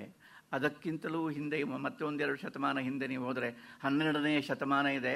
ವಚನ ಸಾಹಿತ್ಯದ ಕನ್ನಡ ಅಂತ ಹೇಳಿದರೆ ಅನರ್ಘ್ಯ ರತ್ನ. ಕನ್ನಡದಲ್ಲಿ ಏನಿದೆ ಅಂತ ನೀವು ಕೇಳಬೇಕಾಗಿದ್ದರೆ ಇವರಿಗೆ ಪರಂಪರೆಯ ಒಟ್ಟಿಗೆ ಒಂದು ವಿಚ್ಛೇದ ಉಂಟಾಗಿದೆ. ಆ ವಿಚ್ಛೇದ ಉಂಟಾದದ್ರಿಂದಲೇ ಇವರು ಈ ಮಾತನ್ನು ಹೇಳ್ತಾ ಇದ್ದಾರೆ, ಕನ್ನಡದಲ್ಲಿ ಏನಿದೆ ಅಂತ. ಅದು ಗೊತ್ತಿದ್ರೆ ಅಂಥ ಹಿನ್ನೆಲೆ ಇರತಕ್ಕ ಕನ್ನಡಕ್ಕೆ ಈ ಕಾಲದಲ್ಲಿ ಯಾಕೆ ಈ ದುರವಸ್ಥೆ ಅಂತ ಕೇಳ್ತಿದ್ರು. ಅದನ್ನು ಕೇಳುವ ಯೋಗ ಬಂದದ್ದು ಮಾಸ್ತಿಯವರಿಗೆ. ಯಾಕೆಂದರೆ ಅವರಿಗೆ ಅದರ ಹಿನ್ನೆಲೆ ಎಲ್ಲ ಇತ್ತು. ದಾಸರ ಪದಗಳು,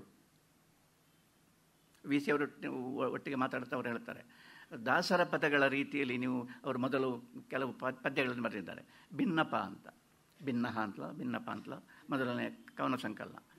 ಭಿನ್ನಹ ಮಾತು ಎಷ್ಟು ಚೆನ್ನಾಗಿದೆ ನೋಡಿ. ಭಿನ್ನಹ ವಿಜ್ಞಾಪನೆ.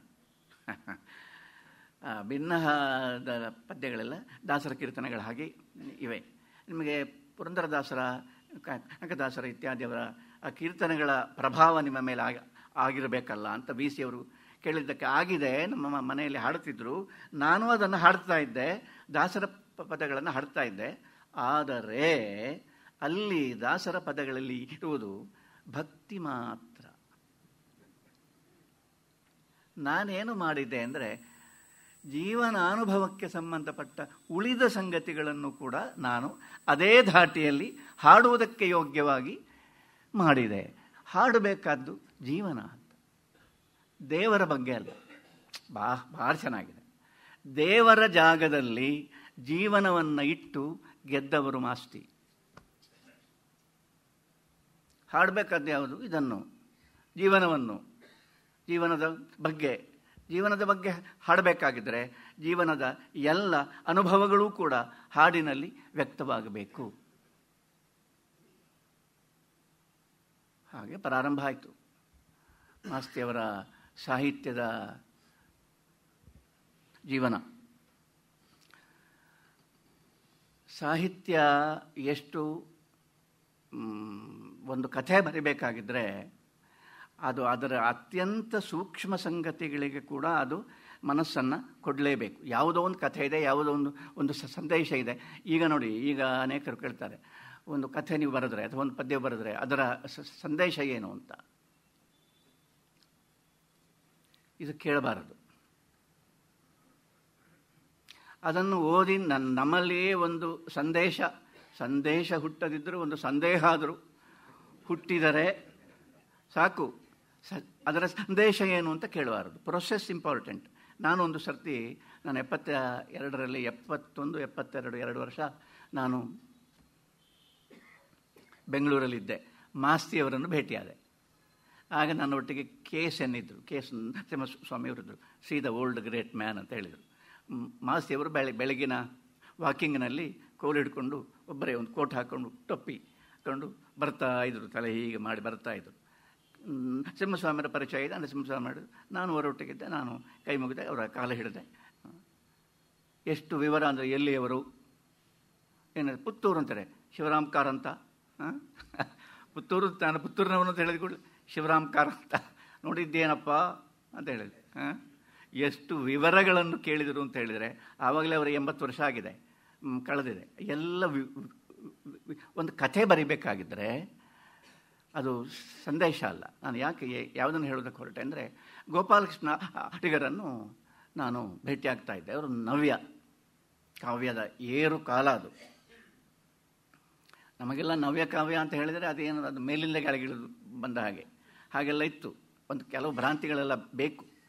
ಯಾಕಂದರೆ ಆ ಭ್ರಾಂತಿಗಳು ಭ್ರಮ ನಿರಸನವಾದ ಮೇಲೆ ನಮಗೆ ಗೊತ್ತಾಗೋದು. ಭ್ರಮ ನಿರಸನವಾಗಬೇಕಾದರೆ ಭ್ರಮೆ ಬೇಕಲ್ಲ, ಇಲ್ಲದ್ರೆ ಹೇಗೆ ಭ್ರಮ ನಿರಸನ ಆಗೋದು? ನಮ್ಮಲ್ಲಿ ಯಾವ ರೀತಿ ಆಗಿದೆ ಅಂದರೆ, ಒಬ್ಬರಿಗೆ ಭ್ರಮ ನಿರಸನ ಆದರೆ ನಾವು ಅವರಿಗೆ ಸಹಾನುಭೂತಿ ಹೇಳ್ತೇವೆ. ತುಂಬ ಆಶ್ಚರ್ಯ, ನಿಮಗೆ ಭ್ರಮ ನಿರಸನ ಆಗಿ ಹೋಯಿತು ಅಂತ ನಾವು ಅವರಿಗೆ ಸಾಂತ್ವನ ಹೇಳ್ತೇವೆ. ಭ್ರಮ ನಿರಸನವಾದದ್ದಕ್ಕೆ ಅಭಿನಂದಿಸಬೇಕು.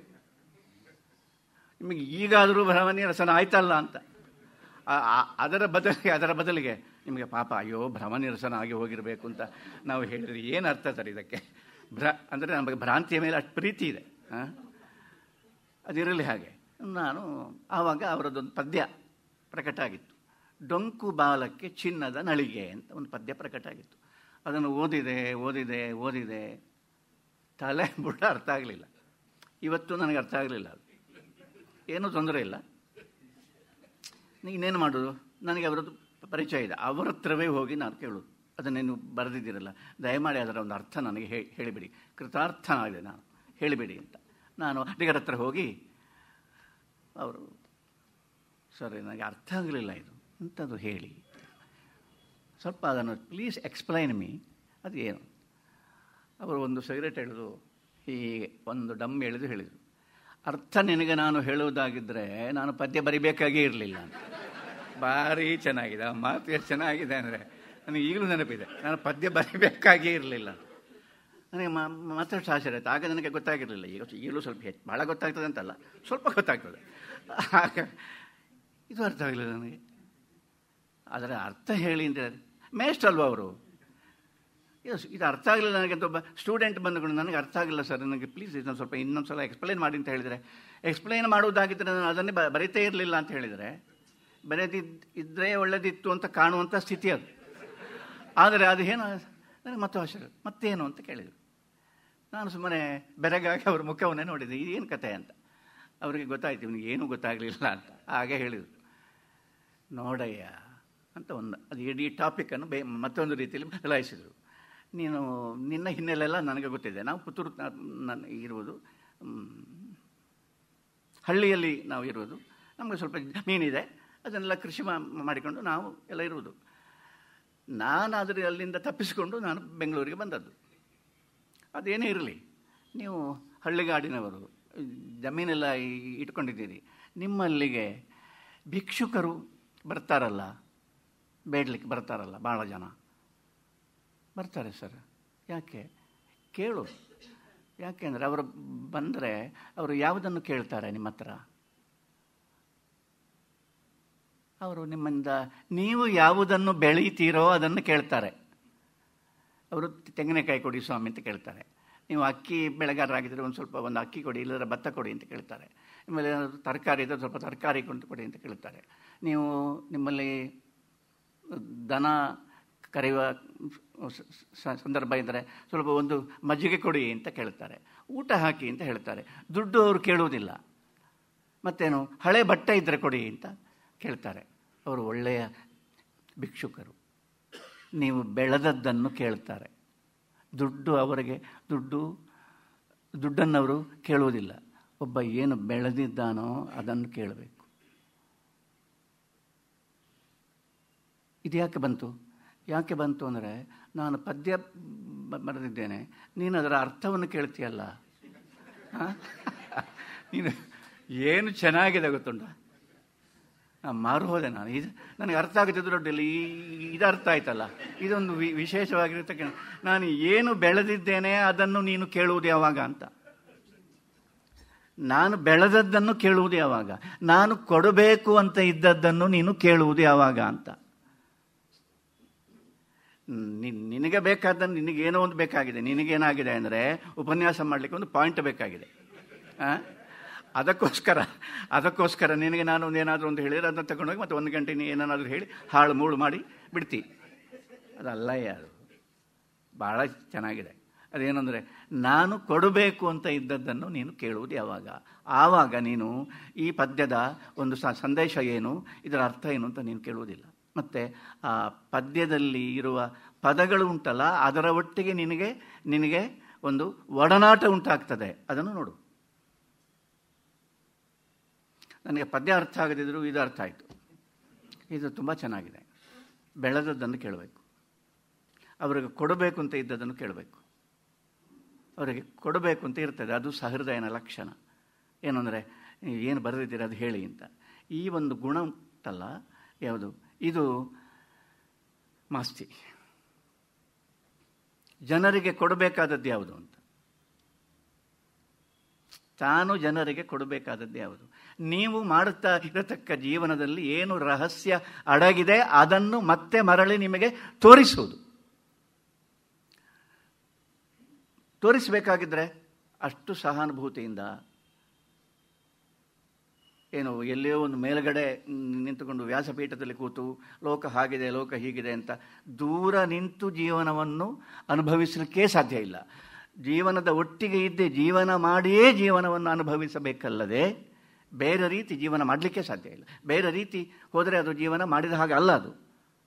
ಅದರಿಂದ ಜೀವನದ ಒಳಗಡೆ ಒಂದಾಗುವುದು, ಜೀವನದಲ್ಲಿ ಒಂದಾದರೆ ಅದರ ರಹಸ್ಯವನ್ನು ಅದೇ ಹೇಳ್ತದೆ.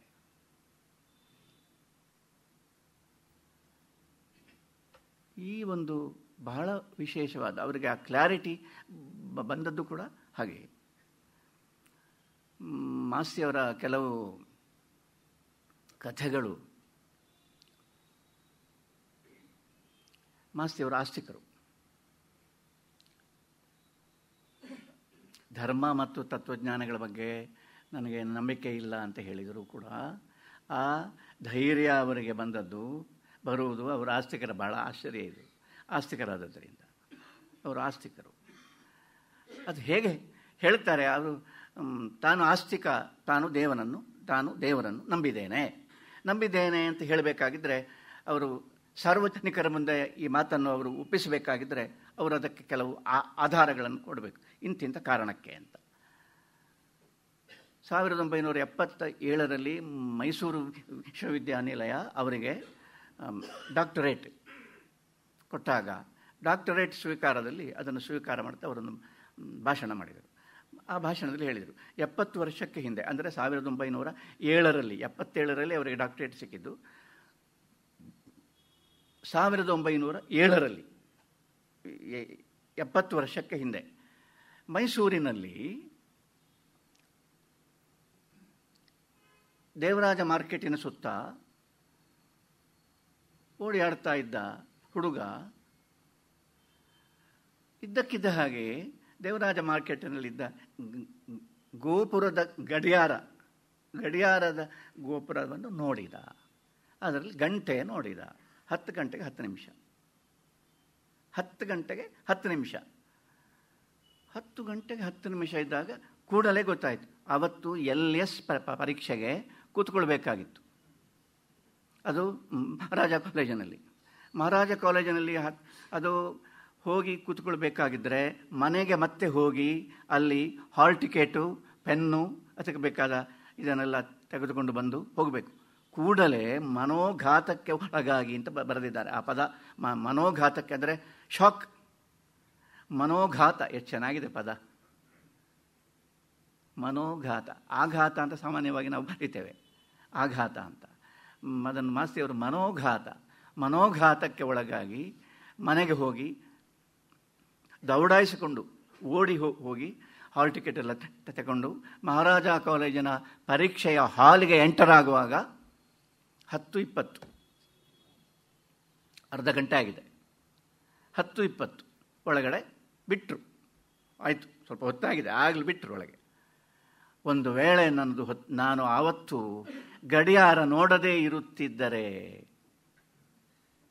ನನ್ನ ಎಲ್ಲ ಪರೀಕ್ಷೆಗಳು ಕೂಡ 1 ವರ್ಷ ಮುಂದಕ್ಕೆ ಹೋಗ್ತಿತ್ತು. 1 ವರ್ಷ ಮುಂದಕ್ಕೆ ಹೋಗ್ತಿದ್ರೆ ಏನಾಗುತ್ತಿತ್ತು ಮುಂದಿನ ಜೀವನ ಅಂತ ಹೇಳುವುದಕ್ಕೆ ಸಾಧ್ಯವಿರಲಿಲ್ಲ.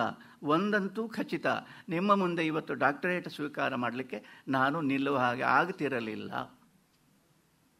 ಆಗ ನಾನು ಗಡಿಯಾರ ನೋಡುವ ಹಾಗೆ ಪ್ರೇರಣೆ ಕೊಟ್ಟದ್ದು ಯಾರು ಅಂದರೆ ಅದು ದೇವರು ಅಂತ.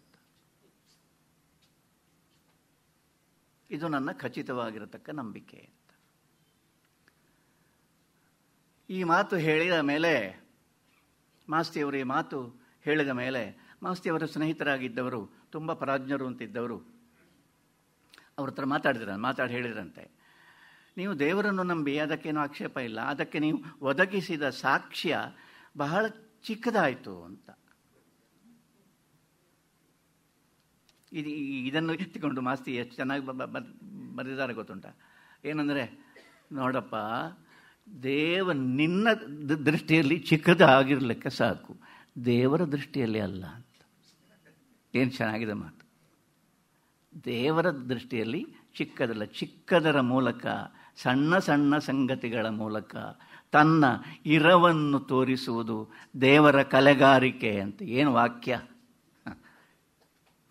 ಎಷ್ಟು ಚೆನ್ನಾಗಿದೆ. ದೊಡ್ಡ ದೊಡ್ಡ ಸಂಗತಿ ಆಗಬೇಕಾಗಿ ಇಲ್ಲ, ದೊಡ್ಡ ಸ್ಫೋಟ, ದೊಡ್ಡ ಸಂಗತಿಗಳಲ್ಲಿ ದೇವರನ್ನು ನಿರೀಕ್ಷಿಸುವುದಕ್ಕೆ ಹೋಗುವುದು ಜೀವನವನ್ನು ಅನುಸಂಧಾನ ಮಾಡತಕ್ಕ ರೀತಿ ಅಲ್ಲ ಅಂತ. ಒಂದು ವಿಷಯ, ಅತಿ ಸಣ್ಣ ವಿಷಯ, ನಂಬುವುದಕ್ಕೆ ಕಷ್ಟವಾದದ್ದನ್ನೇ ನಂಬಬೇಕಾದದ್ದು. ಮೊನ್ನೆ ನಮ್ಮ ಪ್ರಧಾನಮಂತ್ರಿಗಳು ಮೋದಿಯವರು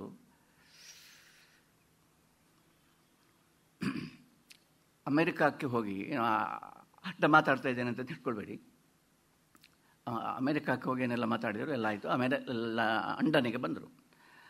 ಇಂಗ್ಲೆಂಡಿಗೆ ಬಂದು ಲಂಡನ್ನಲ್ಲಿ ಇಂಗ್ಲೆಂಡಿನ ರಾಣಿಯನ್ನು ಭೇಟಿಯಾದರು, ಮಂಗಿಂಗ್ಹ್ಯಾಮ್ ಪ್ಯಾಲೇಸಿನಲ್ಲಿ. ರಾಣಿಗೆ ಇವರು ಕಾಣಿಕೆಗಳನ್ನು ಕೊಟ್ಟರು, ಕೊಡುಗೆಗಳನ್ನು ಕೊಟ್ಟರು, ಎಲ್ಲ ಆಯಿತು. ಎಲ್ಲ ಆದ ಮೇಲೆ ರಾಣಿ, ಅವರ ಹೆಸರು ನನಗೆ ಮರ್ತೋಯ್ತು, ಎಲಿಜಬೆತ್ ಎಂಥದ್ದು ಏನೊಂದು ಹೆಸರಿದೆ ಅಲ್ಲ, ಏನೋ ಹೆಸರ, ಕ್ವೀನ್. ಕ್ವೀನ್ಗೆ ಏನು ಮಾಡಿದರು, ಕ್ವೀನ್ ಏನು ಮಾಡಿದರು ಅಂದರೆ, ಒಳಗಡೆ ಹೋಗಿ ಸ್ವಯಂ ಕ್ವೀನ್ ತನ್ನ ಆ್ಯಂಟಿ ರೂಮ್ ಒಳಗಡೆ ಹೋಗಿ ಒಂದು ಪೆಟ್ಟಿಗೆ ತಗೊಂಡು ಬಂದರು. ಒಂದು ಪೆಟ್ಟಿಗೆ ತಗೊಂಡು ಬಂದು ಮೋದಿಯವರಿಗೆ ಅದನ್ನು ತೋರಿಸಿ, ಮೋದಿಯವರ ಕೈಗೆ ಕೊಡಲಿಲ್ಲ, ಅದು ಮೋದಿಯವರಿಗೆ ಕೊಡಲಿಕ್ಕಿದ್ದದ್ದಲ್ಲ, ಅದು ಮೋದಿಯವರಿಗೆ ಅದನ್ನು ತೋರಿಸಿ ಮುಂದೆ ಇಟ್ಟು ಆ ಪೆಟ್ಟಿಗೆಯನ್ನು ಓಪನ್ ಮಾಡಿದರು. ಅದರ ಒಳಗಡೆ ಏನಿತ್ತು ಅಂತ ಕೇಳಿದರೆ, ಒಂದು ಈ ಎಲೆಯಲ್ಲಿ ಒಳಗಡೆ ಸುತ್ತಿ ಇಟ್ಟ ಒಂದು ಎಳೆ ಖಾದಿ ನೂಲು. That was the gift given by Mahatma Gandhi to the queen when her wedding was happened. With, best wishes from M.K. Gandhi. ಯಾವುದದು? ಅದು ಎಂಥದ್ದು ಅಲ್ಲ, ರತ್ನಹಾರವೂ ಅಲ್ಲ, ನೆಕ್ಲೇಸು ಅಲ್ಲ, ಎಂಥದ್ದು ಅಲ್ಲ. ಒಂದು ಎಳೆ ಭಾರತದ ಮಣ್ಣಿನಲ್ಲಿ ಬೆಳೆದ ಹತ್ತಿಯ ಒಂದು ಎಳೆ, ಎರಡಲ್ಲ, ಮೂರೂ ಅಲ್ಲ. ಅದು ಈ 2 ಎಳೆ ಕೊಟ್ಟರೆ ಹೆಚ್ಚಾಗ್ತದೆ. ಇಕಾನಮಿ ನೋಡಿ, ಅದೇನು ಎಷ್ಟು ಬೇಕೋ ಅಷ್ಟು. ಎಷ್ಟಂದರೆ ಒಂದು ಗಿಫ್ಟ್, ಅದೇನು ಅಂದರೆ ಒಂದು ಹತ್ತಿಯ ಎಳೆ. ಅದನ್ನು ಆ ಕ್ವೀನ್ ಅದನ್ನು ಇಷ್ಟು ಸಮಯ ಕಾಪಾಡಿಕೊಂಡು ಬಂದಿದ್ದಾರೆ ಮಾತ್ರ ಅಲ್ಲ, ಒಂದು ಮಾತು ಹೇಳಿದರಂತೆ. ಎಂಥದ್ದು ಅಂದರೆ, ಮಹಾತ್ಮ ಗಾಂಧಿಯವರಿಂದ ಒಂದು ಗಿಫ್ಟ್ ಪಡೆಯುವ ಯೋಗ್ಯತೆ ನನಗೆ ಬಂತಲ್ಲ ಅಂತ. ಇದು ಫೈನ್. ಯಾವುದು ಇದು?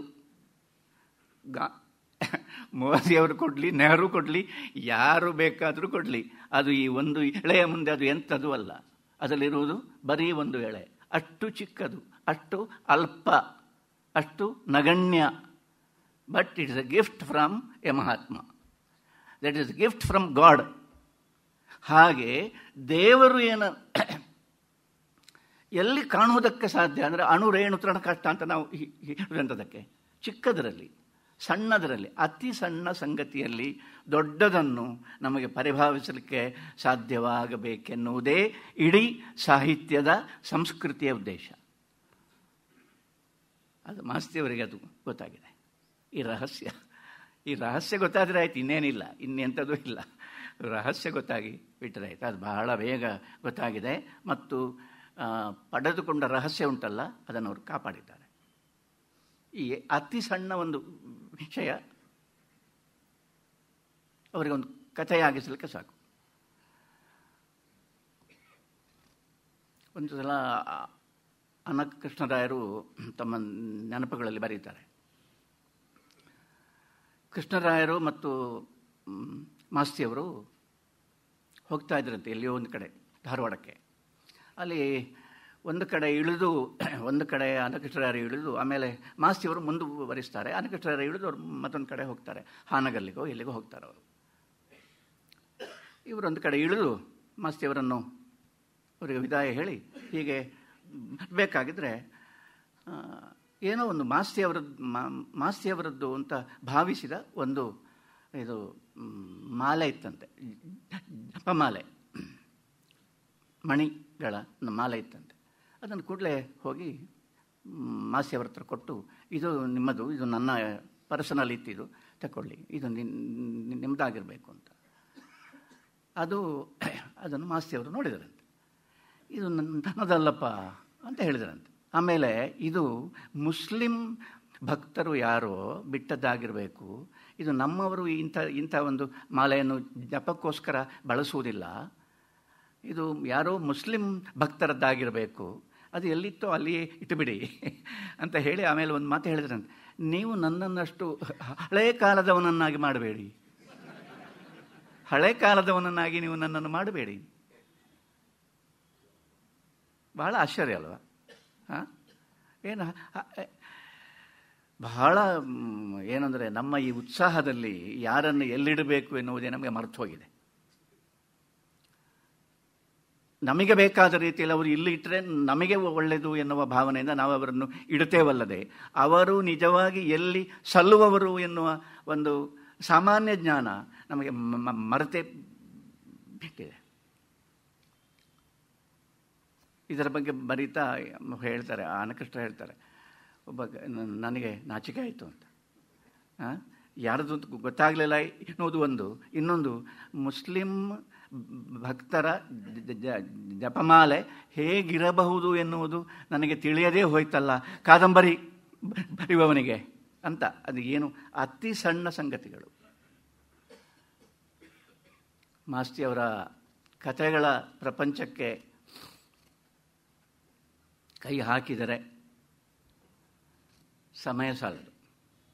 ಸಮಯ ಸಾಲದಾದರೂ ಹಾಗೆ ಹೇಳಬಾರ್ದು, ಸಮಯ ಸಾಲದು ಅಂತ. ಯಾಕೆ ಹೇಳಬಾರ್ದು ಅಂದರೆ, ಅತಿ ಸಣ್ಣ ಸಮಯದಲ್ಲಿಯೂ ನಮಗೆ ಹೇಳಲಿಕ್ಕೆ ಬರಬೇಕು. ಅದನ್ನು ಬಹಳ ದೊಡ್ಡ ವಿಸ್ತಾರವಾಗಿ ಏನೂ ಬೇಕಾಗಿಲ್ಲ. ಒಂದು ಭಾರಿ ಒಂದು ಬಹಳ ಸೊಗಸಾದ ಕಥೆ ಇದೆ, ಮಾರ್ಮಿಕವಾದ. ಎಲ್ಲವೂ ಬಹಳ ಮಾರ್ಮಿಕವಾಗಿದೆ. ಎಲ್ಲ ಕಥೆಗಳು ಒಂದೇ ರೀತಿಯಲ್ಲಿ ಉಂಟು ಅಂತಲ್ಲ. ಆದರೆ ಕೆಲವು ಕಥೆಗಳಂತೂ ಅದು ಏನದು, ನಮ್ಮಲ್ಲಿ ನಾನು ಕಾರಂತರನ್ನು ನಾನು ಸ್ವಲ್ಪ ಮಟ್ಟಿಗೆ ಹತ್ತಿರದಿಂದ ಅವರಿಂದ ಬಯಸಿಕೊಂಡು ಅವರನ್ನು ಕಂಡವನು. ಅವರ ಕ್ರಮ ಹೇಗೆ ಅಂದರೆ, ಮೇಲೆ ಗೊತ್ತಿರಬೇಕದು. 6 ಗಂಟೆಗೆ ಹೇಳ್ತಾರೆ, ಬೆಳಿಗ್ಗೆ 6 ಗಂಟೆಗೆ ಎದ್ದು 7 ಗಂಟೆ ಒಳಗೆ ಎಲ್ಲ ಶುಚಿರ್ಭೂತರಾಗಿ ಕಚ್ಚಿ ಹಾಕ್ಕೊಳ್ಳೋದವರು. ಒಂದು ಏನು ಅವರ ಇದಕ್ಕೆ ಹೋಗ್ತಾರೆ, ಅವರ ಒಂದು ಡ್ರಾಯಿಂಗ್ ರೂಮ್, ಅದೊಂದು ಹಾಲ್. ಅದು ಅಲ್ಲಿ ಒಂದು ಪ್ಯಾಕ್ ಸಿಗರೇಟು, ಒಂದು ಬೆಕ್ಕಿಬೆಟ್ಟಿಗೆ ಯಾವಾಗಲೂ ಇರ್ತದೆ. ಆಮೇಲೆ ಆವಾಗ 7 ಗಂಟೆ 8 ಗಂಟೆ ಆಗುವಾಗ ಸ್ಟ್ರಾಂಗ್ ಕಾಫಿ ಒಂದು ಕುಡಿದ್ರು, ಒಂದು ಸಣ್ಣ ಒಂದು ತಿಂಡಿ, ಒಂದು ಇಡ್ಲಿ, ವೆರಿ ಲೆಸ್ ಫುಡ್, ಅದನ್ನು ತಿಂದರು. ಆವಾಗ ಇವರು ಹೇಳಿದ್ದನ್ನು ಬರೆದುಕೊಳ್ಳುವುದಕ್ಕೆ ಒಬ್ಬರು ಬರ್ತಾರೆ. ಅವರು ಅಡ್ಡ ಮಾತಾಡಲಿಕ್ಕೆ ಕೊಡೋದು. ಇವರು ಹೇಳಿದ ವೇಗದಲ್ಲಿ ಅವರಿಗೆ ಬರ್ಕೊಳ್ಳಿಕ್ಕೆ ಸಾಧ್ಯ ಆಗದಿದ್ದರೆ ಅದನ್ನು ಬಿಟ್ಟರು ಅಡ್ಡಿಲ್ಲ. ಅದೇನೇ ಹೇಳಿದ್ದು ನೀವು ಅಂತ ಮತ್ತೊಮ್ಮೆ ಕೇಳಿ ಅಂತ ಹೇಳಿದರೆ ಹೊಡೆದಾರೆ. ಅವರ ಏಕಾಗ್ರತೆಗೆ, ಆವೇಶಕ್ಕೆ ಭಂಗ ಬರಲಿಕ್ಕೆ ಕುಡಿದು ಒಂದು ಸಿಗರೇಟ್ ಹೊತ್ತಿಸಿದರು. ಕಚ್ಚೆಯ ಒಂದು ಚುಂಗನ್ನು ಮತ್ತೆ ಒಂದು ಕೈಯಲ್ಲಿ ಇಟ್ಕೊಂಡ್ರು. ಹೇಳ್ತಾ ಹೋದರು. ಆವೇಶ ಅದು. ಹೇಳ್ತಾ ಹೋದರು. ಹೋಗೋದು. ಅವರು ಹೇಳ್ತಾ ಇದ್ದಾಗೆ ಇವರು ಬರಿಬೇಕು, ಅಂದರೆ ಕೈಯಲ್ಲಿ ಇವರು ಬರಿಬೇಕು. ಒಂದು ಸಲ ಒಂದು 25 ಹೆಜ್ಜೆ ಹಾಕಿದರು. ಆವಾಗ ಆ ಕೊನೆ ಬಂತು. ಅಲ್ಲಿಂದ ಮತ್ತೆ ಇಲ್ಲಿಗೆ ಬಂದರು. ಮತ್ತೆ ಹೇಳ್ತಾ ಹೋದರು. ಇದು ಗಂಟೆಗಟ್ಟಲೆ, ಒಂದು 2 ಗಂಟೆ 3 ಗಂಟೆ ಆಗುವಾಗ ಸುಸ್ತು, ಆವೇಶ ಮೆಲ್ಲಗೆ ಕೆಳಗೆ ಇಳಿಯಿತು. ಆಮೇಲೆ ಇವರು ಬರೆದದ್ದನ್ನು ತಿದ್ದುವುದು ಇತ್ಯಾದಿ. ತಿದ್ದುವ ಪ್ರಶ್ನೆ ಎಂಥದ್ದಿಲ್ಲ, ಏನೋ ಅಕ್ಷರ ಸ್ಖಾಲಿತ್ಯ ಇದ್ದರೆ ಮಾತ್ರ ಅದು. ತುಂಬ ಆಶ್ಚರ್ಯ ಇದು ನನಗೆ. ಕಾರಂತರು ಬೇರೆ ಮಟ್ಟದಲ್ಲಿ ನೀವು ನೋಡಿದರೆ ರ್ಯಾಷನಲ್, ಅವರೇನು ವೈಚಾರಿಕ, ವೈಜ್ಞಾನಿಕವಾಗಿ ಸಿದ್ಧವಾಗದೇ ಇದ್ದದ್ದನ್ನು ಅದನ್ನೆಲ್ಲ ಅವರು ಒಪ್ಪುವವರೇ ಇಲ್ಲ. ಅದು ಚೆನ್ನಾಗಿದೆ. ತುಂಬ ರ್ಯಾಷನಲ್ ಆಗಿರತಕ್ಕ ಮನುಷ್ಯ ಸೃಷ್ಟಿ ಕ್ರಿಯೆಯಲ್ಲಿ ಆವೇಶವನ್ನು ನಂಬಿದವರು. ಇದೆಲ್ಲ ತುಂಬ ಆಶ್ಚರ್ಯಕರವಾಗಿರತಕ್ಕ ಸಂಗತಿ. ಅವರು ಮಾತಾಡಬೇಕಾಗಿದ್ದರು ಅಷ್ಟೇ, ಕಾರಂತರು ಮಾತಾಡಬೇಕಾಗಿದ್ದರು ಅಷ್ಟೇ. ಅವರೊಂದು ಕಡೆ ಬರೆದಿದ್ದಾರೆ, ಮನಸ್ಸು ಬಿಚ್ಚಿಕೊಳ್ಳದೆ ನಾನು ಮಾತಾಡುವುದಿಲ್ಲ. ಮನಸ್ಸು ಬಿಚ್ಚಿಕೊಳ್ಳುವುದು ಅಂತ ಹೇಳಿದರೆ ಉಳಿದ ಎಲ್ಲವನ್ನು ಮರೆತು ಯಾವ ವಿಷಯವನ್ನು ಕುರಿತು ನಾನು ಮಾತಾಡಬೇಕೋ ಅದಕ್ಕೂ ನನ್ನ ಮನಸ್ಸಿಗೂ ಒಂದು ತಾದಾತ್ಮ್ಯ ಉಂಟಾಗಬೇಕು. ತಾದಾತ್ಮ್ಯ ಉಂಟಾದರೆ ಅದು ಮತ್ತೆ ಮಾತಿನ ರೀತಿಯೇ ಬೇರೆ. ಅದು ಈ ಲೋಕದ ಅಲ್ಲ, ಅದು ಭಾರೀ ಕೂತ್ಕೊಂಡು ಯೋಚನೆ ಮಾಡಿ ಹಾಗೆ ಮಾತಾಡೋರಲ್ಲ ಅವರು. ಆವೇಶ ಕಾರಂತರ ಕಾದಂಬರಿಗಳ ಹಿಂದೆ ಇರತಕ್ಕ ಸೃಷ್ಟಿಶೀಲ ಗುಣ. ಇದು ನಿಮಗೆ ಆಶ್ಚರ್ಯ ಅಲ್ವಾ? ಇದು ರ್ಯಾಷನಲ್ ಆಗಿರತಕ್ಕ ಒಂದು ಕೃತಿ, ಬಹಳ ವೈಚಾರಿಕವಾಗಿರತಕ್ಕ ಒಂದು ಸಾಹಿತ್ಯ. ಅದರ ಸೃಷ್ಟಿಯಾಗುವುದು ಹೇಗೆ ಅಂದರೆ ಆವೇಶದಲ್ಲಿ. ಮಾಸ್ತಿಯವರದ್ದು ಇದಕ್ಕೆ ತದ್ವಿರುದ್ಧ. ಪ್ರತಿಯೊಂದು ವಿಷಯವು ವಿಷದ, ಕ್ಲಿಯರ್, ಆವೇಶ ಇಲ್ಲ. ದೂರ ನಿಂತು, ಎಷ್ಟು ಸಹಾನುಭೂತಿ ಇದೆ ಎಲ್ಲ ಇದೆ, ಆದರೆ ದೂರ ನಿಂತು ಎಲ್ಲವನ್ನು ಪ್ರತಿಯೊಂದು ಸಂಗತಿಯನ್ನು ವಿವರ ಕಾರಂತರಿಗಿಂತ ಹೆಚ್ಚು. ಕಾರಂತರು ಆವೇಶದಲ್ಲಿ ಸ್ಪೀಡ್ ಇದೆ, ಓಘ ಇದೆ, ಮತ್ತು ಒಂದು ಮಾಯೆ ಇದೆ. ಆದರೆ ಕ್ಲಾರಿಟಿ ಉಂಟು ಅಂತ ಹೇಳಲಿಕ್ಕಾಗೋದಿಲ್ಲ, ಕ್ಲಾರಿಟಿ ಇದೆ ಅಂತ ಹೇಳಲಿಕ್ಕಾಗೋದಿಲ್ಲ. ಮಾಸ್ತಿಯವರಲ್ಲಿ ಆವೇಶವಿಲ್ಲ, ಬಟ್ ಆವೇಶದ ಸ್ಥಾನವನ್ನು ಕ್ಲಾರಿಟಿ ತುಂಬುತ್ತದೆ. ಇದು ಮಾಸ್ತಿಯವರ ಗುಣ. ಅವರ ವೆಂಕಟಿಗನ ಹೆಂಡತಿ ಅಂತ ಒಂದು ಕಥೆ ಇದೆ, ಅದೆಲ್ಲರಿಗೂ ಗೊತ್ತಿದೆ, ಅದನ್ನು ನಾನು ಹೇಳಬೇಕಾಗಿಲ್ಲ. ಎಷ್ಟು ಚೆನ್ನಾಗಿದೆ ಸರ್ ಅದು, ಎಷ್ಟು ಅದ್ಭುತವಾಗಿದೆ ಆ ಕಥೆ. ವೆಂಕಟಿಗ ಅಂತ ಒಬ್ಬ ಇದ್ದಾನೆ, ಅದಕ್ಕೆ ಬರಿತಾ ಏನು ಹೇಳ್ತಾರೆ, ಬೇರೆಯವರಾಗಿದ್ದರೆ, ಆ ಜಾತಿಯವರ ಅಲ್ಲದೆ ಆಗಿದ್ದರೆ ವೆಂಕಟರಮಣ ಅಂತಲೋ ವೆಂಕಟೇಶ ಅಂತಲೋ ಏನೋ ಇಲ್ಲ, ವೆಂಕಟೇಶ ಅಯ್ಯಂಗಾರ್ ಅಂತಲೋ ಹೆಸರು ಇಡ್ತಿದ್ರು. ವೆಂಕಟಿಗ ಅಂತ ಅವನನ್ನು ಅದು ರೂಢಿಯಾಗಿ ಈ ಅಂಗಟಿಗ ಅಂತ ಆಗ್ತದೆ. ಅವನೊಂದು ಕಡೆ ಹೋಗಿ ಇವರಿಗೆ ಅವನು ಸಿಕ್ಕಿದ. ಅವನೇನು ಒಂದು ಕಟ್ಟಿಗೆ ಹೊರೆ ಕಾಡಿನಿಂದ ತಗೊಂಡು ಬರ್ತಾ ಇದ್ದಾನೆ. ಅವನು ಹೇಳಿದ, ಸ್ವಾಮಿ ಸ್ವಲ್ಪ ನನಗೆ ಇದನ್ನು ಹಿಡೀರಿ ಕೆಳಗೆ ಇಳಿಸಲಿಕ್ಕೆ ಅಂತ. ಇವರು ಅದಕ್ಕೇನಂತೆ ಅಂತ ಅವನಿಗೆ ಹಿಡಿತಾರೆ. ಅವನು ಹೊರೆಯನ್ನು ಕೆಳಗೆ ಇಳಿಸ್ತಾನೆ. ಎಷ್ಟು ಸಾಂಕೇತಿಕ ಇದೆ ನೋಡಿ. ಅವನು ಹೊರೆ ಕೆಳಗೆ ಇಳಿಸ್ತಾನೆ. ಆಮೇಲೆ ಇವರು ಏನಪ್ಪ ಏನು ಮಾಡ್ತಾ ಇದ್ದೀನಿ ಅಂತ ಕೇಳ್ತಾರೆ. ಅವನು ಎಲ್ಲ ಹೇಳ್ತಾನೆ. ಹೇಳುವಾಗ ಅವನ ಕಥೆಯನ್ನೆಲ್ಲ ಹೇಳ್ತಾನೆ. ಆ ಕಥೆಯನ್ನೆಲ್ಲ ಹೇಳಿದ ಮೇಲೆ ಒಂದು ವಾಕ್ಯ ಇವ್ರದ್ದು ಬರ್ತದೆ, ಲೋಕಾಭಿರಾಮವಾಗಿ ಹೇಗೆ ಇದ್ದೀಯಪ್ಪ ಅಂತ ಕೇಳುವಾಗ ಅವನೊಂದು ಕಥೆಯನ್ನು ಹೇಳಿದ. ಬಾವಿ ಎಷ್ಟು ಆಳ ಉಂಟು ಅಂತ ನಿಕ್ಕಲಿಕ್ಕೆ ಹೊರಟ್ರೆ ಪಾತಾಳ ಕಂಡಾಗ ಆಯಿತು ಅಂತ. ಹಾಗೆ ಇದೆ ಒಂದು ದುರಂತ ಕಥಾನಕ ಅಂತ. ಅದೇನು ಅಂದರೆ, ಅವನು ಒಬ್ಬಳು ರೂಪಸಿ ಆಗಿರತಕ್ಕ, ಅವನ ಗ್ರಾಮದ, ಅವನಿಗೆ ಗೊತ್ತಿರತಕ್ಕ, ಪರಿಚಿತವಾಗಿರತಕ್ಕ ಹುಡುಗಿಯನ್ನು ಮದುವೆಯಾಗಿದ್ದಾನೆ. ಆ ಹುಡುಗಿಯ ಮೇಲೆ ಆ ಗ್ರಾಮದಲ್ಲಿರುವ ಒಬ್ಬ ಶ್ರೀಮಂತನ ಕಣ್ಣು ಬಿದ್ದಿದೆ. ಅವನೇನು ಮಾಡಿದ್ದಾನಂದರೆ, ಅವಳನ್ನು ದುಡ್ಡು ಇತ್ಯಾದಿಗಳಿಂದ, ಚಿನ್ನ ಇತ್ಯಾದಿಗಳಿಂದ ಆಕರ್ಷಣೆ ಮಾಡಿ ಮನೆಗೆ ಕರೆದುಕೊಂಡು ತನ್ನ ಮನೆಗೆ ಕರೆದುಕೊಂಡು ಬಂದಿದ್ದಾನೆ. ಆಮೇಲೆ ಒಳ್ಳೆಯವನೆಂದು ತೋರಿಸಿಕೊಳ್ಳುವುದಕ್ಕೋಸ್ಕರ ಅವನು, ನಿನ್ನ ಹೆಂಡತಿ ಆಗಿದ್ದವಳು ಈಗ ನಮ್ಮ ಮನೆಯಲ್ಲಿದ್ದಾಳೆ, ಅವಳು ನಿನಗೆ ಹೇಳಿ ನಿನಗೆ ಸ್ವಲ್ಪ ದುಡ್ಡು ಕೊಟ್ಟು ನೀನು ಅವಳನ್ನು ಬಿಡುವಂತೆ ಮಾಡಬೇಕು ಅಂತ ಅವಳು ನನ್ನಲ್ಲಿ ಹೇಳಿದ್ದಾಳೆ, ಮನೆಗೆ ಬಾ ಅಂತ ಹೇಳ್ತಾನೆ. ಇವ ಹೋಗುತ್ತಾನೆ. ಸಾಮಾನ್ಯವಾಗಿ ಯಾರೂ ಹೋಗಲಿಕ್ಕಿಲ್ಲ ಅಂತ ಮಾಸಿ ಬರೀತಾರೆ. ಹೋಗ್ತಾನೆ. ಹೋದ ಮೇಲೆ ಅವನು ಹೇಳ್ತಾನೆ, ಆ ಶ್ರೀಮಂತ ಹೇಳ್ತಾನೆ, ನಿನ್ನ ಹೆಂಡತಿ ಹೇಳಿದಳು ನಿನಗೆ ಸ್ವಲ್ಪ ದುಡ್ಡು ಕೊಟ್ಟು ಬಿಡಬೇಕು, ಆಮೇಲೆ ನಾನು ಕೊಟ್ಟ ದುಡ್ಡಿನಿಂದ ನೀನು ಬೇರೆ ಒಂದು ಮದುವೆಯಾಗು ಅಂತ ನಿನ್ನ ಹೆಂಡತಿಯಾಗಿದ್ದವಳು ಈಗ ನನ್ನ ಒಟ್ಟಿಗೆ ಇರುವವಳು ಹೇಳ್ತಾಳೆ ಅಂತ. ಹಾಗೆ ಇವ ಅಂಗಟಿಗ ಹೇಳ್ತಾನೆ, ಆ ಮಾತನ್ನು ಅವಳೇ ನನ್ನ ಮುಂದೆ ಬಂದು ಹೇಳಲಿ, ಅಷ್ಟು ಹೇಳುವುದಕ್ಕೋಸ್ಕರ ಇವನು ಹೋದದ್ದು ಅಂತ. ವಿವರ ಅಂತ ಹೇಳಿದರೆ ಅಸಾಧ್ಯ ಅದು. ಆಮೇಲೆ ಅವಳು ಬರ್ತಾಳೆ. ಅವಳು ಏನೂ ಮಾತಾಡುವುದಿಲ್ಲ.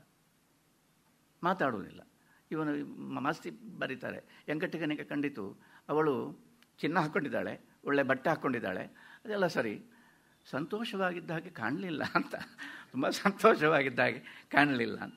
ಎಲ್ಲ ಆಯ್ತಲ್ಲ. ಇವನು ಮತ್ತೆ ಬಂದ, ಇವನು ಅಲ್ಲಿಂದ ಬಂದ. ಅವ ಬಂದು ಇವನ ತಾಯಿ ಎಲ್ಲ ಒತ್ತಾಯ ಮಾಡ್ತಾಳೆ, ಅವಳು ಹಾಳಾಗಲಿ, ಆಮೇಲೆ ನೀನು ಮತ್ತೊಂದು ಮದುವೆ ಆಗುವಂತ. ಮಾಸ್ತಿ ಅವ್ರ ಹತ್ರ ಇವನು ಹೇಳ್ತಾನೆ, ವೆಂಕಟಿಗ ಹೇಳ್ತಾನೆ, ಏನಂದರೆ ಮದುವೆ ಆಗುವಂತ ಬಹಳ ಜನ ಹೇಳಿದರು, ಒತ್ತಾಯ ಮಾಡಿದರು, ಸೇಡು ತೀರಿಸಿಕೊಂಡ ಹಾಗೆ ಆಗ್ತದೆ ಅನ್ನೋ ಕಾರಣಕ್ಕೆ ನಾನು ಮದುವೆ ಆಗಲಿಲ್ಲ. ಸರಿ ಆಯಿತು. ಆಮೇಲೆ ಏನಾಯಿತು? ಆಮೇಲೆ ಒಂದು 6 ತಿಂಗಳು ಕಳೆಯಿತು. ಆ ಶ್ರೀಮಂತನನ್ನು ಯಾರೋ ಕೊಂದು ಹಾಕಿದರು. ಇವನಲ್ಲ, ಇನ್ನು ಯಾರೋ ಒಬ್ಬ ಕೊಂದು ಹಾಕಿದ್ರು. ಈ ಸುದ್ದಿ ಗೊತ್ತಾಯಿತು ಇವನಿಗೆ. ಇಷ್ಟಾಗುವಾಗ ಕೊಂದು ಹಾಕಲಿಲ್ಲ. ಇಷ್ಟಾಗುವಾಗ ಅವನು, ಆ ಶ್ರೀಮಂತ, ಮತ್ತೊಂದು ಯಾರೋ ಹುಡುಗಿಯನ್ನು ಹೀಗೇ ಕರೆದುಕೊಂಡು ಬಂದು ಇದ್ದಾಗ ಇವಳು ಅವನ ಮನೆಯಿಂದ ವೆಂಕಟಿಗನ ಹೆಂಡತಿ ಅಲ್ಲಿಂದ ಹೊರಬೀಳ್ತಾಳೆ. ಅವಳಿಗೆ ಗತಿ ಇಲ್ಲ ಅಂತ ಆಗ್ತದೆ. ಆಗ ಇವ ಹೇಳ್ತಾನೆ, ನಿನಗೆ ನನ್ನ ಮನೆಗೆ ಬರಬೇಕು ಅಂತ ಇದ್ದರೆ ಬರಬಹುದು ಅಂತ ಹೇಳ್ತಾನೆ. ಬರ್ತಾಳೆ ಅವಳು, ಕಾಲು ಹಿಡಿತಾಳೆ, ಗೋಳು ಅಂತ ಆಡ್ತಾಳೆ, ಎಲ್ಲ ಆಗ್ತದೆ.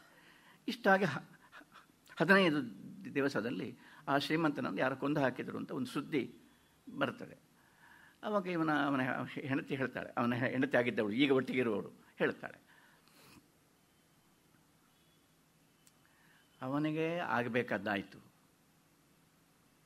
ಈ ಮಾತನ್ನು ಇವಳು ಹೇಳುವಾಗ ವೆಂಕಟಿಗ ಅವಳ ಕಣ್ಣನ್ನು ನೋಡ್ತಾನೆ. ಕಣ್ಣಿನಲ್ಲಿ ಕಂಬನಿ ಇತ್ತು. ಅದಕ್ಕೆ ಮಾಸ್ತಿ ಅದರ ಕೆಳಗೆ ಬರೀತಾರೆ, ಹೆಣ್ಣಿಗೆ ಕರುಳು ಹೇಗಿರ್ತದೆ ಅಂದರೆ, ಸತ್ತವನು ದ್ವೇಷಿಯಾದರೂ ಶತ್ರುವಾದರೂ ಒಂದು ಹನಿ ಕಂಬನಿ ಅವನಿಗೆ ಮೀಸಲು ಅಂತ. ಭಾಳ ಚೆನ್ನಾಗಿದೆ. ಆಯಿತು, ಇಷ್ಟೆಲ್ಲ ಆಯ್ತಲ್ಲ. ಈ ಹುಡುಗಿ ಶ್ರೀಮಂತನ ಮನೆಯಿಂದ ಬರುವಾಗ ಒಂದು ಸಣ್ಣ ಮಗುವನ್ನು ತೆಗೆದುಕೊಂಡು ಬಂದಿದ್ದಾಳೆ. ಅವಳು ವೆಂಕಟಿಗನ ಹತ್ರ ಹೇಳ್ತಾಳೆ, ಈ ಮಗುವಿನ ಕಣ್ಣು, ಮೂಗು, ಮುಖದ ಚಹರೆ ನಿನ್ನ ಹಾಗೆಯೇ ಉಂಟು ಅಂತ. ಈ ಎಲ್ಲ ಕಥೆಯನ್ನು ವೆಂಕಟಿಗ ಮಾಸ್ತಿಯವರ ಹತ್ರ ಹೇಳ್ತಾನೆ. ಹೇಳಿ ನನ್ನ ಹೆಂಡತಿಯಾಗಿ ಮತ್ತೊಮ್ಮೆ ನನಗೆ ಒದಗಿ ಬಂದವಳು ಈ ಮಾತನ್ನು ಹೇಳಿದ್ಲು, ಸ್ವಾಮಿ ನಾನು ಪರೀಕ್ಷೆ ಮಾಡಲಿಕ್ಕೆ ಹೋಗಲಿಲ್ಲ. ಏನು ಚೆನ್ನಾಗಿದೆ ಈ ಕತೆ, ನಾನು ಪರೀಕ್ಷೆ ಮಾಡಲಿಕ್ಕೆ ಹೋಗಲಿಲ್ಲ. ಆಯಿತು, ಇವರಿಗೆ ಕೆಳಜಾತಿಯಲ್ಲಿ ಇಂಥವ್ರಷ್ಟೇ ಇದ್ದಾರೋ ಅದ್ಭುತ ಇದು ಅಂತ. ಆಯಿತು, ಒಂದು 15 ದಿವಸ ಕಳೆಯಿತು. ವೆಂಕಟಿಗನ ಮನೆಗೆ ಹೋಗುವ ಒಂದು ಸಂದರ್ಭ ಮಾಸ್ತಿಯವರಿಗೆ ಸಿಕ್ಕಿತು. ಮಾಸ್ತಿಯವರು ಹೋಗ್ತಾರೆ. ಅವನ ಹೆಂಡತಿ ವೆಂಕಟಿಗ ಇದ್ದಾನೆ, ಮಗುವು ಇದೆ, ಅದು ಅಂಗಳದಲ್ಲಿದೆ. ಅದು ಆಗ ಮಾಸ್ತಿಯವರು ಬರೀತಾರೆ, ನನಗೆ ಮಗುವನ್ನು ಒಂದು ಸಲ ನೋಡಿ ಅದರಲ್ಲಿ ವೆಂಕಟಿಗನ ಕುರುಹು ಕಾಣುತ್ತದೋ ಅಂತ ನೋಡಬೇಕೆನ್ನುವ ಮನಸ್ಸಾಯಿತು. ಚಪಲ ಆಯಿತು. ಆದರೆ ಗಂಡನೇ ಮಾಡದ ಪರೀಕ್ಷೆಯನ್ನು ನಾನು ಮಾಡಬಾರದು.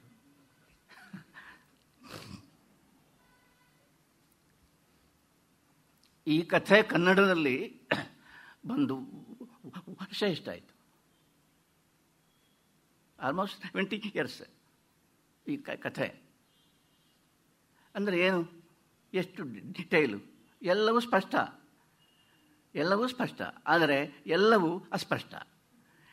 ಎಲ್ಲವೂ ಗೊತ್ತಿದೆ, ಆದರೆ ಯಾವುದೂ ಗೊತ್ತಿಲ್ಲದಂತೆ, ಆ ಗೊತ್ತಾದದ್ದಕ್ಕೆ ಒಂದು ಪ್ರತಿಕ್ರಿಯೆ ಮಾಡದಂತೆ, ಎಲ್ಲವನ್ನೂ ಒಳಗೊಳ್ಳುವಂತೆ ಒಂದು ಸಾಹಿತ್ಯ ಇದು. ನೋಡಿ, ಕವಿ ಸಾಹಿತಿ ನಿಜವಾಗಿ ಒಂದು ರೀತಿಯಲ್ಲಿ ಅವನು ದೇವರ ಹಾಗೆ. ತಪ್ಪು ತಿಳ್ಕೊಬೇಡಿ, ಇಲ್ಲಿ ಭಾಳ ಜನಕ್ಕೆ ಕವಿಗಳು ಇರಲಿಕ್ಕೂ ಸಾಕು, ಯಾರನ್ನು ಬಿಟ್ಟು ಹಾಕಲಿಕ್ಕೆ ಸಾಧ್ಯ ಇಲ್ಲ ಅಂತ ನಾನು ಹೇಳ್ತಾ ಇರೋದು ಆ ಕಾರಣಕ್ಕೆ. ದೇವರು ದೇವರಾದರೆ ಯಾರನ್ನು ಬಿಟ್ಟು ಹಾಕಲಿಕ್ಕೆ ಸಾಧ್ಯ ಇಲ್ಲ. ಬಿಟ್ಟು ಹಾಕಿದರೆ ಅವನು ದೇವರಲ್ಲ. ಸರ್ವಸ್ಯ ಚಾಹಂ ಹೃದಯ ಸನ್ನಿವಿಷ್ಟ. ಎಲ್ಲರ ಹೃದಯದಲ್ಲಿಯೂ ಅವರಿಗೆ ತಿಳಿಯದೇ ಇದ್ದರೂ ತಿಳಿಯದೇ ಇರಲಿ ಎಂದೇ ನಾನು ಇದ್ದೇನೆ, ನನಗೆ ಬಿಟ್ಟು ಹಾಕ್ಲಿಕ್ಕೆ ಸಾಧ್ಯ ಇಲ್ಲ ಅಂತ ಕೃಷ್ಣ ಹೇಳ್ತಾನೆ ಭಗವದ್ಗೀತೆಯಲ್ಲಿ ಅರ್ಜುನನ ಹತ್ರ. ಒಂದು ಮುತ್ತಿನಂಥ ಒಂದು ಮಾತು ಹೇಳ್ತಾನೆ, ಬಹೂನಿ ಮೇ ವ್ಯತೀತಾನಿ ಜನ್ಮಾನಿ ತವ ಚಾರ್ಜುನ ತಾನ್ಯಹಂ ವೇದ ಸರ್ವಾಣಿ ನತ್ವಂ ವೇತ್ತ ಪರಂತಪ. ನನಗೂ ನಿನಗೂ ಎಷ್ಟು ಜನ್ಮಗಳಾಗಿವೆ, ಎಷ್ಟೆಷ್ಟೋ ಜನ್ಮಗಳಿಂದ ನಾನು ಮತ್ತು ನೀನು ಒಡನಾಡಿಗಳು. ನನಗೆ ಅದು ಎಲ್ಲವೂ ಗೊತ್ತಿದೆ, ನಿನಗೆ ಗೊತ್ತಿಲ್ಲ, ಹೇಳಿದರೂ ಅರ್ಥ ಆಗುವುದಿಲ್ಲ. ಆದರೂ ನನಗೆ ನಿನ್ನನ್ನು ಬಿಟ್ಟು ಹಾಕಲಿಕ್ಕೆ ಸಾಧ್ಯ ಇಲ್ಲ. ಒಡನಾಡಿತನವನ್ನು ಬಿಟ್ಟು ಬರಲಿಕ್ಕೆ ಸಾಧ್ಯ ಇಲ್ಲ. ನಾನು ಎಂದೆಂದೂ ನಿನ್ನ ಒಡನಾಡಿ ಅಂತ. ಹೀಗೆಯೇ ಕಲೆಯ ಕ್ಷೇತ್ರದಲ್ಲಿ ಕಲಾವಿದನಾದವನಿಗೆ, ಕಥೆಗಾರನಾದವನಿಗೆ ಯಾವ ಪಾತ್ರವನ್ನೂ ಕೂಡ ಇದು ತನ್ನದಲ್ಲ ಅಂತ ಮಾಡಲಿಕ್ಕೆ ಸಾಧ್ಯ ಇಲ್ಲ. ಅದು ಎಲ್ಲವೂ ಅವನದ್ದೇ, ಎಲ್ಲ ಪಾತ್ರವೂ ಅವನದ್ದೇ. ಇದೇನಿದು ಸಹಾನುಭೂತಿ. ಇದು ಸಹಾನುಭೂತಿ ಎನ್ನುವುದು ಬುದ್ಧ ಕಂಡುಕೊಂಡ ದೈವಿಕವಾದ ಸತ್ಯ. ಏನು ಜೀವನದ ಸತ್ಯ ಏನು ಅಂದರೆ ಸಹಾನುಭೂತಿ ಅಂತ. ಸಹಾನುಭೂತಿ ಎನ್ನುವ ಪದಕ್ಕೆ ಭಾಳ ಒಳ್ಳೆಯ ಅರ್ಥ ಇದೆ. ಸಹಾನುಭೂತಿ ಅಂದರೆ ನಾವು ಸಾಮಾನ್ಯವಾಗಿ ಅಯ್ಯೋ ಪಾಪ ಇತ್ಯಾದಿ ನಮ್ಮ ಸಹಾನುಭೂತಿನ ನಾವು ಹೇಳಿದೆವು ಅಂತ. ಅದು ಹಾಗಲ್ಲ, ಸಹ ಅನುಭೂತಿ ಅಂತ. ಸಹ ಅನುಭೂತಿ ಅಂದರೆ ಅವರ ಒಟ್ಟಿಗೆ ಅವರಂತೆ ಆ ಮಾನಸಿಕತೆ. ಅವರಂತೆ ಅವರು ಬೇರೆ ಅಲ್ಲ ಅಂತ. ಅನುಕಂಪ ಅಂತ ಹೇಳ್ತೇವೆ. ಮತ್ತೆ ಒಂದು ಪದ, ಅದು ನಾವು ಸಾಮಾನ್ಯವಾಗಿ ಅದನ್ನು ಕನಿಕರ ಎನ್ನುವ ಅರ್ಥದಲ್ಲಿ ಹೇಳ್ತೇವೆ. ಕನಿಕರ ಅಲ್ಲ, ಅನುಕಂಪ ಅಂದರೆ ಅವನು ಹೇಗೆ ಕಂಪಿಸ್ತಾ ಇದ್ದಾನೋ ಅದರಂತೆ ಅದೇ ರೀತಿಯ ಕಂಪನ ನನ್ನಲ್ಲಿಯೂ ಉಂಟಾಗುವುದು. ಸರಿಸಿಕೊಂಡು ಆಗತಕ್ಕಂಥ ಕಂಪನ ಅದು. ಈ ಸಹಾನುಭೂತಿ ಮತ್ತು ಅನುಕಂಪ ಇದು ಒಂದು ಸಾಹಿತ್ಯ ಮೂಲದ್ರವ್ಯ. ಇದು ಮಾಸ್ತಿ. ಯಾವ ಜೀವ ಅವರಿಗೆ ಹೊರತಲ್ಲ. ಇದು ಸಹಾನುಭೂತಿ. ಇಷ್ಟು ಸಹಾನುಭೂತಿ ಇದ್ದವರು ಒಂದೋ ದೇವರಾಗಬೇಕು, ಅದಿಲ್ಲದೇ ಇದ್ದರೆ ಸಾಹಿತಿಗಳಾಗಬೇಕು. ಈ ಮಾತು ಹೇಳಲಿಕ್ಕೆ ಸ್ವಲ್ಪ ಭಯ ಆಗ್ತದೆ ನನಗೆ. ಯಾಕೆಂದರೆ ದೇವರಾಗಬೇಕು ಅಂತ ಹೇಳಲಿಕ್ಕೂ ಭಯ ಆಗ್ತದೆ. ಯಾಕಂದರೆ ಬಹಳ ಜನ ಮಾನವರಿದ್ದಾರೆ ಇಲ್ಲಿ. ಮಾನವರಾದರೆ ಸಾಲದ, ದೇವಮಾನವ ಅಂತ ಹೇಳಿ ಏನು ಪ್ಲಸ್ ಆಗಲಿಕ್ಕಿದೆ? ನೀವು ಮಾಸ್ತಿಯನ್ನು ಓದಿದರೆ ಗೊತ್ತಾಗ್ತದೆ, ಮಾನವನಾದರೆ ಸಾಕು ಅಂತ. ದೇವಮಾನವನಾಗುವುದೇ ಬೇಕಾಗಿಲ್ಲ ಅಂತ. ಅದು ದೇವಮಾನವ ಅಂತ ಹೇಳುವುದು ಮಾನವ ಅಂತ ಹೇಳುವುದಕ್ಕೆ ಮಾನವನಾದರೆ ಸಾಲದು ಅಂತ ಎನ್ನುವ ಅರ್ಥವನ್ನು ಕೊಡುವುದಾಗಿದ್ದರೆ ದೇವಮಾನವ ಎನ್ನುವ ಪದ ಬಹಳ ಒಳ್ಳೆಯ ಪದ ಅಲ್ಲ. ಮಾನವ ಎನ್ನುವ ಪದವೇ ಸಾಕು. ಅದನ್ನು ಮಾಸ್ತಿ ಸಾಧಿಸಿದ್ದಾರೆ. ಕಲಾವಿದರಿಗೆ ಏನು ಹೇಳಬೇಕು ನಾನು, ಕಲಾವಿದರಿಗೆ ಒಂದು ಬಹಳ ಕಲೆಯನ್ನು ಬಹಳ ಸೀರಿಯಸ್ ಆಗಿ ತಗೊಂಡ್ರೆ, ಯಾವುದನ್ನೇ ಆದರೂ ಬಹಳ ಗಂಭೀರವಾಗಿ ನಾವು ತಗೊಂಡ್ರೆ ಅದು ನಮ್ಮನ್ನು ಅದು ಇನ್ನೊಂದು ಸ್ತರಕ್ಕೆ ಕೊಂಡು ಹೋಗಿಯೇ ಹೋಗ್ತದೆ. ರಾಮಾಯಣದಲ್ಲಿದೆ, ಕಲಾವಿದರು ಅಂದರೆ ಯಾರು? ಇನ್ನೊಂದು ವೇಷವನ್ನು ಹಾಕತಕ್ಕವರು, ಇನ್ನೊಂದು ಜೀವವನ್ನು ತನ್ನಂತೆ ಭಾವಿಸಬೇಕಾಗಿದ್ದರೆ ಪರಕಾಯ ಪ್ರವೇಶ ಅಂತ. ಇನ್ನೊಂದು ರೂಪವನ್ನು ತಾಳಬಲ್ಲವರು, ಇನ್ನೊಂದು ವೇಷವನ್ನು ಹಾಕಬಲ್ಲವರು, ಇನ್ನೊಂದು ಮನಸ್ಸನ್ನು ತನ್ನಲ್ಲಿ ಆವಾಹಿಸಿಕೊಳ್ಳಬಲ್ಲವರು. ಅದರ ಪರೀಕ್ಷೆ ಎಲ್ಲಿವರೆಗೆ ಹೋಗ್ತದೆ ಅಂತ ನಮ್ಮ ಆದಿಕಾವ್ಯದಲ್ಲಿದೆ. ಮಾರೀಚ, ಅವನು ಯಾವ ರೂಪವನ್ನು ತಾಳಬಲ್ಲ? ಮಾರೀಚ ಅಂದರೆ ರಾಕ್ಷಸ, ಮಾರೀಚ ಅಂದರೆ ಕಾಮರೂಪಿ. ರಾಕ್ಷಸ ಅಂದರೆ ಯಾರು ಅಂದರೆ ಕಾಮರೂಪಿ ಅಂದರೆ ಯಾವ ರೂಪವನ್ನು ತನ್ನ ಕಾಮನೆಯಂತೆ, ತನಗೆ ಬೇಕಾದಂತೆ, ತನ್ನ ಇಚ್ಛೆಯಂತೆ ಯಾವ ವೇಷವನ್ನು ಯಾವ ರೂಪವನ್ನು ತಾಳಬಲ್ಲವನು ಕಾಮರೂಪಿ. ಹಾಗಾದರೆ ಅವನು ಕಲಾವಿದನೇ. ರಾಕ್ಷಸ ಅಂತ ಹೇಳಿದರೂ ಅಡ್ಡಿಲ್ಲ, ಅವನು ಕಲಾವಿದನೇ. ಅಂದರೆ ಏನು? ರಾತ್ರಿಯೇ ಅವನಿಗೆ ಹಗಲು. ಕಲಾವಿದರಿಗೆ ಹಗಲು ರಾತ್ರಿ ವ್ಯತ್ಯಾಸ ಗೊತ್ತಿಲ್ಲ ಅಂದರೆ ಅದು ಉಲ್ಟಾ ಆಗಿದೆ. ಅದು ರಾತ್ರಿಯೇ ಯಾವುದಲ್ಲ. ಇವನೇನು ಮಾಡಿದ? ಇವನು ಮಾರೀಚ ಚಿನ್ನದ ಜಿಂಕೆಯಾದ. ಕಥೆ ನಿಮಗೆ ಗೊತ್ತಿದೆ, ಅದನ್ನು ನಾನೇನು ಹೇಳಬೇಕಾಗಿಲ್ಲ. ಚಿನ್ನದ ಜಿಂಕೆಯಾದ, ಸೀತೆಯಂತಹ ಸೀತೆಯನ್ನು ಆಕರ್ಷಿಸಿದ. ಅದು ಬೇಕು ಅಂತ ಆಯ್ತು ಅವಳಿಗೆ. ಯಾರು ಏನು ಹೇಳಿದರು, ಲಕ್ಷ್ಮಣ ಹೇಳಿದ, ರಾಮ ಹೇಳಿದ, ಅದಲ್ಲ ಇದೇನೋ ಮಾಯೆ, ಇದು ನಮಗೆ ಬೇಕಾಗಿಲ್ಲ ಅಂತ ಹೇಳಿದ. ನೋಡಲಿಕ್ಕೆ ಹೊರಟರೆ ಕಾಡಿನಲ್ಲಿರುವ ಬೇರೆ ಸ್ವಾಭಾವಿಕವಾಗಿರತಕ್ಕ ಜಿಂಕೆಗಳ ಹಿಂಡು ನಮ್ಮ ಹಾಗೆ ಇರತಕ್ಕ ಈ ಒಂದು ಪ್ರಾಣಿ ಯಾವುದು ಅಂತ ಚಿನ್ನದ ಜಿಂಕೆಯ ಹತ್ತಿರ ಬಂದು ಸುಳಿದು ಇದು ನಮ್ಮ ಜಾತಿ ಅಲ್ಲ ಅಂತ ತಿಳಿದು ಓಡಿದ್ದನ್ನು ವಾಲ್ಮೀಕಿ ವರ್ಣಿಸ್ತಾನೆ. ಹಾಗಾಗಿ ಎಲ್ಲರಿಗೂ ಗೊತ್ತಿದೆ ಇದು ಏನೋ ಒಂದು ಇದರಲ್ಲಿ ಒಂದು ವಿಕಾರ ಅಂತ. ಆದರೂ ಬೇಕು ಅಂತ ಹೇಳಿದರು. ಸರಿ, ತನ್ನ ಹೆಂಡತಿಯ ಇಚ್ಛೆಯನ್ನು ನೆರವೇರಿಸಬೇಕು ಅಂತ ರಾಮ ಚಿನ್ನದ ಜಿಂಕೆಯನ್ನು ಬೇಟೆಯಾಡುವುದಕ್ಕೋಸ್ಕರ ಅದರ ಹಿಂದೆ ಹೋದ. ಅದು ಓಡಿಕೊಂಡು ಹೋಯಿತು, ಕಾಡಿನ ಮಧ್ಯಕ್ಕೆ ಹೋಯಿತು. ಕೊನೆಗೆ ಬಾಣ ಪ್ರಯೋಗವನ್ನು ಮಾಡಿದ. ಕಥೆ ನಿಮಗೆ ಗೊತ್ತಿದೆ. ಮಾರೀಚ ಸತ್ತು ಬೀಳುವುದರಲ್ಲಿ ಇದ್ದ. ಸಾಯುವಾಗಾದರೂ ಸತ್ಯ ಹೇಳಬೇಕ ಬೇಡವಾ? ಸಾಯುವಾಗ ಅಲ್ವಾ ಸತ್ಯ ಹೇಳುವುದು? ಹೇಳಲಿಕ್ಕೆ ಸಾಧ್ಯ ಆದರೆ ಸಾಯುವಾಗ ಅಲ್ವಾ? ಸಾಯುವಾಗಾದರೆ ಅಲ್ವ ಹೇಳುವುದು? ಸತ್ಯ ಹೇಳಿ ಸತ್ತ ಅಂತ ಹೋಗಲಿ. ಸಾಯುವಾಗ ಸತ್ಯ ಹೇಳಬಾರದು. ಕಲಾವಿದನಾದವನು, ಅವನು ಕಲಾವಿದ ಅಲ್ವಾ? ಅವನು ಸತ್ಯ ಹೇಳಲಿಕ್ಕಿಲ್ಲ.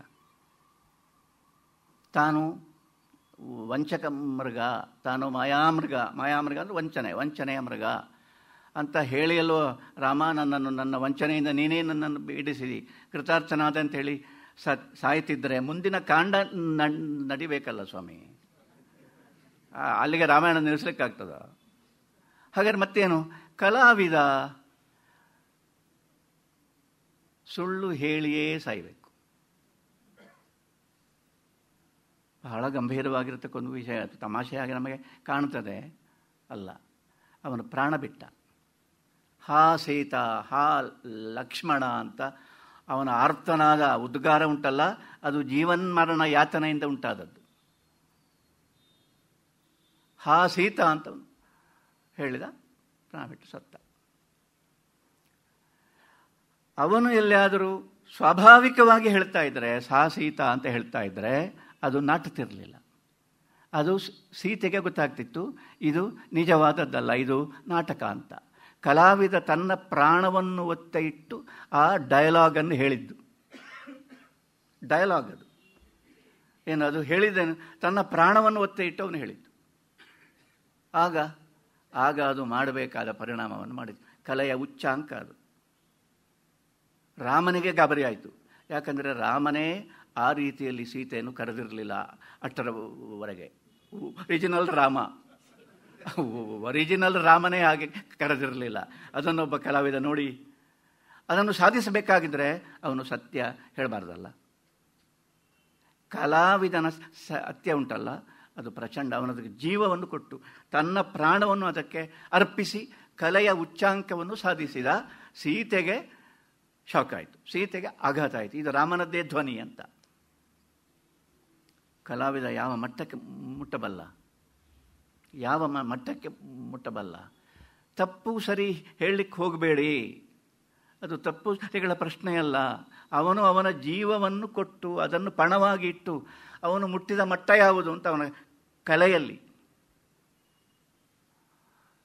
ರಾಮನ ಕಥೆಯನ್ನು ಹೇಳುವುದಕ್ಕೆ ಹೊರಟು ಕಲೆ ಯಾವ ಮಟ್ಟವನ್ನು ಮುಟ್ಟುವುದಕ್ಕೆ ಸಾಧ್ಯ ಅಂತ ಕೂಡ ವಾಲ್ಮೀಕಿ ಹೇಳದೆ ಇರಲಿಕ್ಕೆ ಸಾಧ್ಯವೇ ಇಲ್ಲ. ಯಾಕೆಂದರೆ ಅದು ಆದಿಕಾವ್ಯ. ರಾಮನಿಗೆ ಗಾಬರಿ ಆಯಿತು, ಸೀತೆ, ಆ ಕಥೆ ನಿಮಗೆ ಗೊತ್ತಿದೆ. ಇದು ಕಲಾವಿದನ ಒಂದು ಸಿದ್ಧಿ. ಇದು ಆ ಸಿದ್ಧಿ ಅನ್ನುವವನು ಕಳೆದುಕೊಳ್ಳಲಾರ. ಭಾಳ ಆಶ್ಚರ್ಯ ಅಲ್ವಾ? ಕಲಾವಿದರ ಸಿದ್ಧಿ ಇದು. ಒಂದು ಕಲೆ ಯಾವ ಮಟ್ಟಕ್ಕೆ ಮುಟ್ಬೋದು ಅಂದರೆ ಅದು ಹತ್ರ ಇದೆ. ಅದನ್ನು ಬೇಂದ್ರೆಯವರು ಓಂಕಾರದ ಶಂಖನಾದಕ್ಕಿಂತ ಕಿಂಚಿದೂನ ಅಂತ, ಅದು ಸ್ವಲ್ಪ ಕಮ್ಮಿ ಅಷ್ಟೇ. ಸತ್ಯ ಅಲ್ಲ, ಹೌದು, ಆದರೆ ಅದು ಕಲಾವಿದನ ಸತ್ಯ. ಸತ್ಯ ಅಲ್ಲ ಅಂತ ಹೇಳುವಾಗಲೂ ಅದು ಕಲಾವಿದನ ಸತ್ಯ. ಅವನು ಈ ಮಟ್ಟಕ್ಕೆ ಅವನು ಮುಟ್ಟಬಲ್ಲ. ಅಷ್ಟು ಒಂದು ಮಾಯೆಗೂ ಸತ್ಯಕ್ಕೂ ಬಹಳ ಹತ್ತಿರ ಇದೆ. ಇದನ್ನು ತೋರಿಸಬೇಕು ಕಲಾವಿದರಾದವರು, ಸಾಹಿತಿಗಳಾದವರು. ಇದನ್ನು ಈ ಮಟ್ಟಕ್ಕೆ ಬರ್ತದೆ. ಮತ್ತೇನು, ಆದರೆ ಮಾಸ್ತಿ ಅಂಥವರು ಅದನ್ನು ಮತ್ತೆ ಒಂದು ರೀತಿಯಲ್ಲಿ ಯಾವ ಮಟ್ಟಕ್ಕೆ ಕೊಂಡು ಹೋಗ್ತಾರೆ ಅಂದರೆ, ಅದು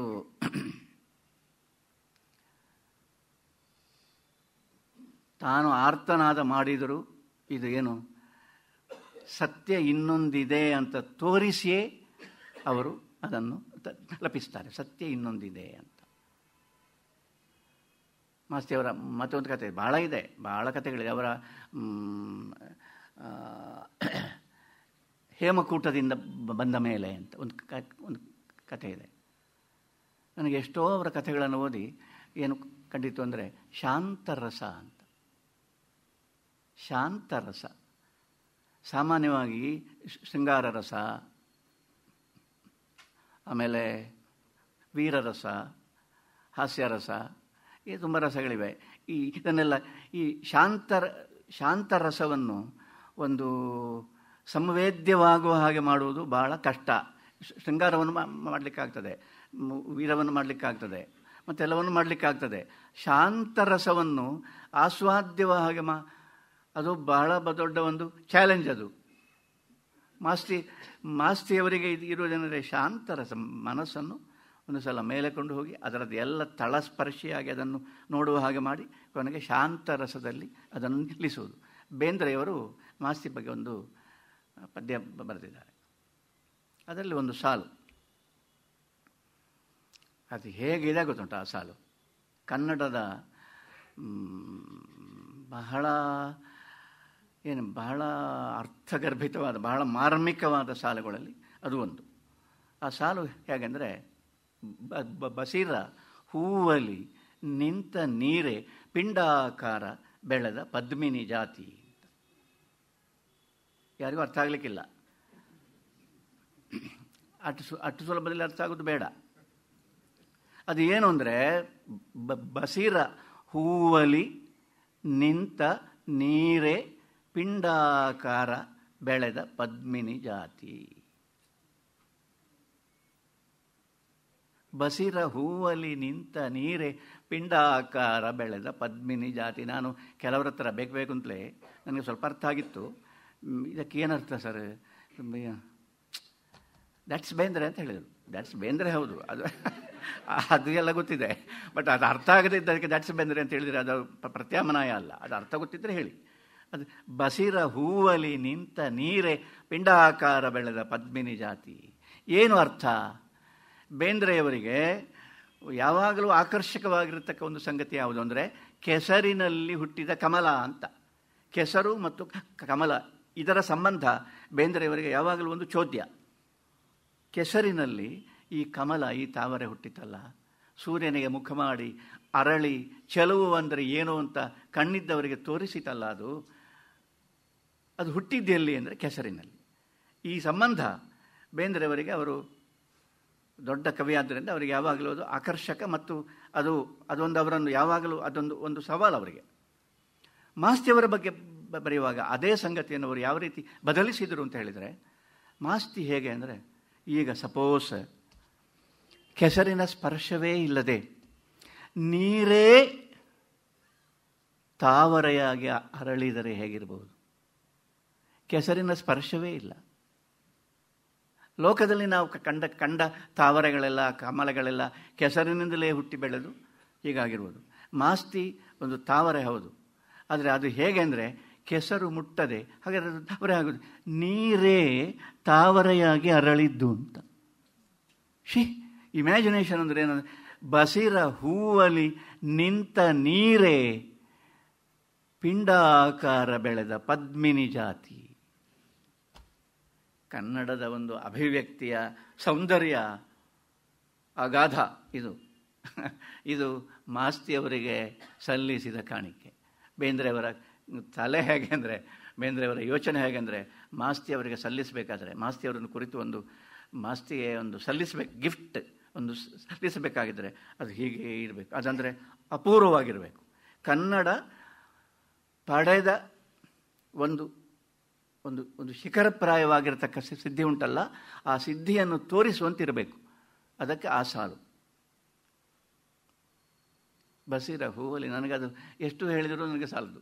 ಬಸಿರ ಹೂವಲ್ಲಿ ನಿಂತ ನೀರೇ ಪಿಂಡಾಕಾರ ಬೆಳೆದ ಪದ್ಮಿನಿ ಜಾತಿ. ಮೊದಲು ಅದು ಅರ್ಥ ಆಗಬಾರದು, ತಿಳಿದ ಮೇಲೆಯೂ ಅದು ನಮಗೆ ಪೂರ್ತಿ ಅರ್ಥವಾಗಬಾರದು. ಅಂದರೆ ಅದು ನಮ್ಮನ್ನು ಮತ್ತೆ ಮತ್ತೆ ಅದು ಕೆಣಕ್ತಾ ಇರಬೇಕು. ಅದು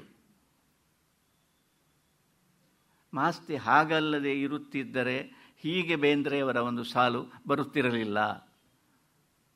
ಮಾಸ್ತಿ ಅಂತ ಹೇಳಿದರೆ ಅದು ನೋಡಿ, ಅವ್ರ ಹತ್ರ ವಿ ಸಿ ಅವರು ಕೇಳ್ತಾರೆ, ಈ ಭಾರತೀಯ ಗುಣ ಅಂದರೆ ಏನು ಅಂತ. ನಾವು ಭಾರತೀಯತೆ ಅಂತ ಎಲ್ಲ ಹೇಳ್ತೇವೆ, ಈಗ ತುಂಬ ಆಗಿದೆ ಅದು.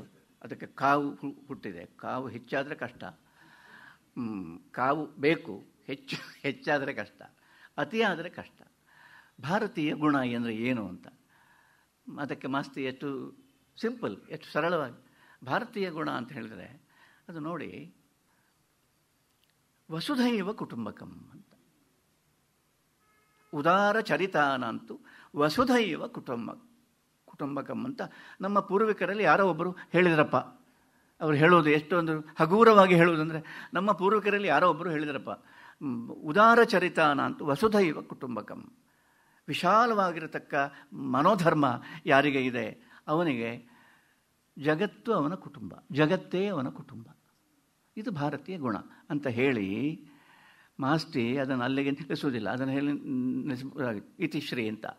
ಹಾಗಲ್ಲ. ಮತ್ತೇನೆಂದರೆ, ಅವನು ಯಾವ ಸಂದರ್ಭದಲ್ಲಿ ಅದನ್ನು ಹೇಳಿದನೋ, ಯಾವ ಅರ್ಥ ಅವನ ಮನಸ್ಸಿನಲ್ಲಿತ್ತೋ ನಾವು ಕಾಣೆವು. ಆದರೆ ಈ ಮಾತು ಜನದ ಕಿವಿಯಲ್ಲಿ ಅನುರಣಿಸತೊಡಗಿತು. ಅದು ಆ ಮಾತಿನ ಭಾಗ್ಯ ಅಂತ. ಇದು ನನಗೆ ಭಾರಿ ಇಷ್ಟ. ಏನು ಆ ಕ್ಲಾರಿಟಿ. ಯಾವ ಸಂದರ್ಭದಲ್ಲಿ ಅವನು ಮಾತು ಹೇಳಿದ ಅಂತ ಯಾರಿಗೂ ಗೊತ್ತಿಲ್ಲ.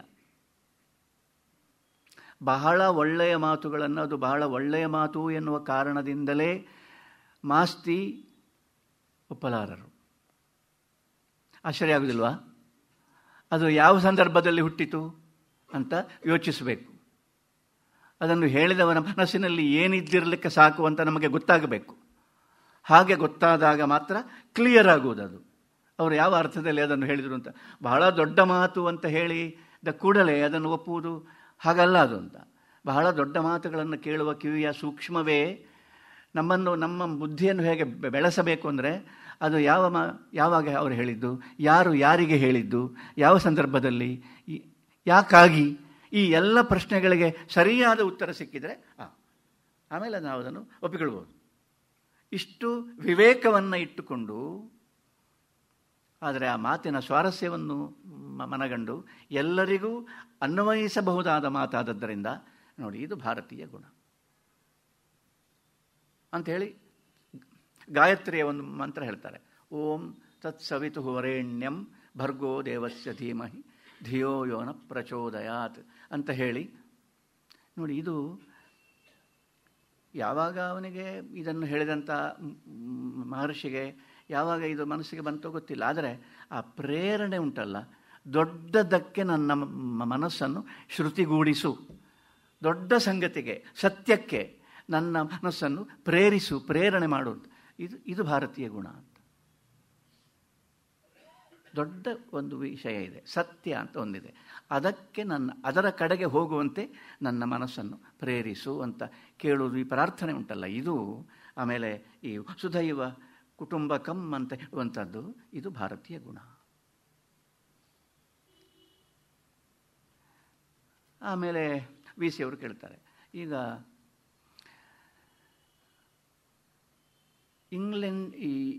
ಇಂಗ್ಲೀಷಿನಿಂದ ನಾವು ಪಡೆದುಕೊಂಡದ್ದು ಇತ್ಯಾದಿಗಳ ಬಗ್ಗೆ ಬರ್ತದೆ ಮಾತು. ಮಾಸ್ತಿ ಹೇಳ್ತಾರೆ ಏನಂದರೆ, ಅಯ್ಯೋ ಅವರಿಂದ ನಮಗೆ ಸಿಕ್ಕಿದ್ದು ಅಪಾರ ಅಂತ.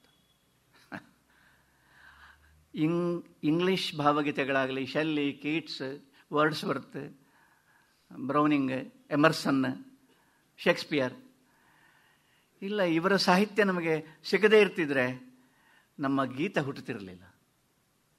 ಎಷ್ಟು ವಿನಯ ಇದೆ ನಮ್ಮ ಗೀತ, ನಮ್ಮ ಕಾದಂಬರಿ, ನಮ್ಮ ಸಣ್ಣ ಕಥೆ, ನಮ್ಮ ಪ್ರಬಂಧ, ನಮ್ಮ ವಿಮರ್ಶ ವಾಂಗ್ಮಯ, ಯೋಚನೆ ಮಾಡುವ ಧಾಟಿ ಬೆಳೀತಿರಲಿಲ್ಲ. ಬಹಳ ಉಪಕಾರವಾಗಿದೆ. ನಾವು ಅದನ್ನು ಮರಿಬಾರದು. ಅದು ಸಿಗದೆ ಅಂದರೆ ಎಲ್ಲಿಂದ ಬೇಕಾದರೂ ಬರಲಿ, ಈ ವಸುಧೈವ ಕುಟುಂಬಕಂ ಅಂತ ನಮಗೆ ಇದ್ದರೆ ಎಲ್ಲಿಂದ ಬೇಕಾದರೂ ಬರಲಿ, ಅದನ್ನು ತೆಗೆದುಕೊಂಡು ತಮ್ಮದನ್ನಾಗಿ ಮಾಡಿಕೊಳ್ಳತಕ್ಕ ಒಂದು ವಿಶೇಷವಾದ ಸಾಮರ್ಥ್ಯ. ಬಾಗಿಲು ಹಾಕುವುದಲ್ಲ, ಬಾಗಿಲು ತೆರೆಯುವುದು. ಎಷ್ಟು ಕಥೆಗಳು ಇಂಗ್ಲೀಷಿನಿಂದ, ಇಂಗ್ಲೆಂಡಿನ ಅಥವಾ ಪಶ್ಚಿಮದ ವ್ಯಕ್ತಿಗಳ ಬಗ್ಗೆ ಬರೆದ ಎಷ್ಟು ಕಥೆಗಳು. ಒಂದು ಬಹಳ ಸೊಗಸಾದ ಒಂದು ಕಥೆ ಇದೆ, ನರ್ತಕಿಯ ಪರಾಭವ ಅಂತ. ಬಹಳ ಚೆನ್ನಾಗಿದೆ. ಆಧುನಿಕ ಕಾಲಕ್ಕೆ ಸಂಬಂಧಪಟ್ಟ ಸಂಗತಿ ಅದು.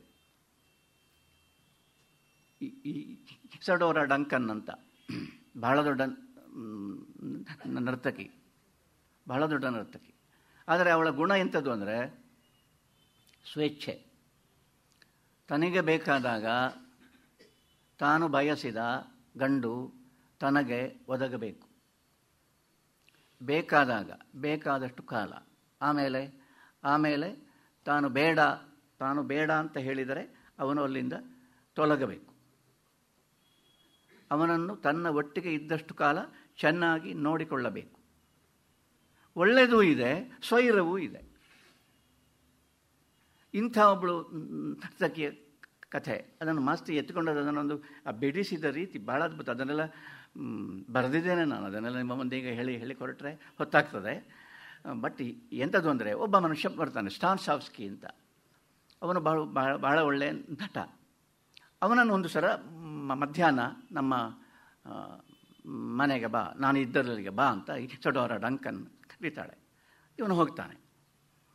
ಹೋಗಿ ಅವಳ ಕೋಣೆಯಲ್ಲಿ ಕೂರ್ತಾನೆ.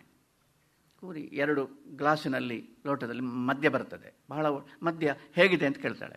ಚೆನ್ನಾಗಿದೆ ಅಂತ ಹೇಳ್ತಾಳೆ. ಭಾಳ ಚೆನ್ನಾಗಿದೆ. ಮದ್ಯವನ್ನು ಇಬ್ಬರು ಸಹ ಕುಡಿತಾರೆ. ಇಬ್ಬರು ಕುಡಿದು ಆವಾಗ ಹೇಳ್ತಾಳೆ, ಒಳಕೋಣೆಗೆ ಹೋಗೋಣವೇ ಅಂತ ಕೇಳ್ತಾಳೆ. ಇವನು ಹೇಳ್ತಾನೆ ಬೇಡ ಅಂತ ಹೇಳ್ತಾನೆ. ಅವಳಿಗೆ ಫಸ್ಟ್ ಶಾಕ್. ಬೇಡ ಅಂತ ಹೇಳಿದೆಯಾ? You said that no? Yes ಅಂತ ಹೇಳಿ ಬೇಡ ಅಂತ ಹೇಳಿದೆ. ಕಾರಣ ಏನು ಅಂತ?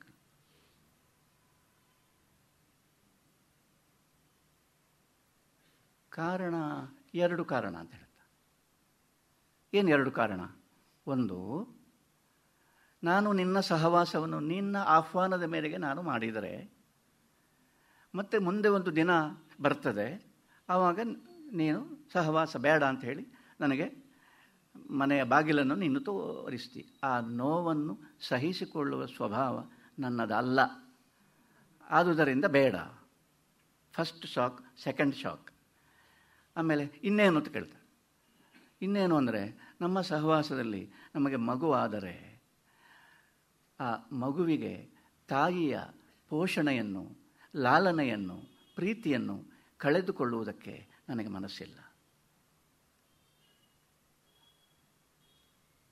ಅದು ಆಮೇಲಿನ ಮಾತು ಅಂತ ಹೇಳ್ತಾರೆ.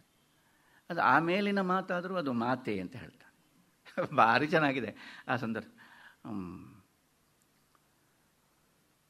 ಆಮೇಲೆ ಹೇಳ್ತಾಳೆ, ನನ್ನನ್ನು ಇಷ್ಟರವರೆಗೆ ನಿರಾಕರಿಸಿದ ಒಂದು ಗಂಡು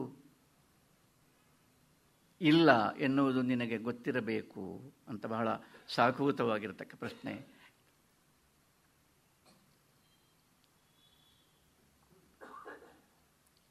ನಾನು ಆ ಸ್ವಭಾವದ ಗಂಡಸಲ್ಲ ಅಂತ ಹೇಳ್ತಾನೆ. ಯಾಕೆ ಅಂತ ಕೇಳ್ತಾಳೆ. ನಾನು ಪೂರ್ಣ ಆಧುನಿಕ ಅಂತ. ಆ ಮಾತು ಉಂಟಲ್ಲ, ಅದಕ್ಕೋಸ್ಕರ ಕಥೆ ಇರೋದು. ನಾನು ಪೂರ್ಣ ಆಧುನಿಕ. ಹಾಗಾದರೆ ನೀನು ತಕ್ಕಷ್ಟು ಆಧುನಿಕಳಾಗಿಲ್ಲ ಅಂತ. ಪೂರ್ಣ ಆಧುನಿಕಳಾಗಿಲ್ಲ ಹಾಗಂದರೆ ಏನರ್ಥ ಅಂತ ಕೇಳ್ತಾನೆ. ಹಾಗಂದರೆ ಅರ್ಥ ಏನು ಅಂತ. ಪೂರ್ಣ ಆಧುನಿಕನಾದವನು, ಪರಿಪೂರ್ಣ ಆಧುನಿಕ, ಅವನು ಮಾಡರ್ನ್ ಮ್ಯಾನ್, ಟೋಟಲ್ಲಿ ಅವನು ಮಾಡರ್ನ್. ಅವನೇನು ಮಾಡ್ತಾನೆ ಅಂದರೆ, ಅವನು ದಾಕ್ಷಿಣ್ಯಕ್ಕಾಗಿ, ಇನ್ನೊಬ್ಬರ ದಾಕ್ಷಿಣ್ಯಕ್ಕಾಗಿ ಅವನು ತನ್ನ ಆಸೆಯನ್ನು ಒಂದು ಸಲ ನೆರವೇರಿಸಿಕೊಟ್ಟು ಬಿಟ್ಟರೆ ಸಾಕು ಅಂತ ಅವನು ಭಾವಿಸತಕ್ಕವನಲ್ಲ.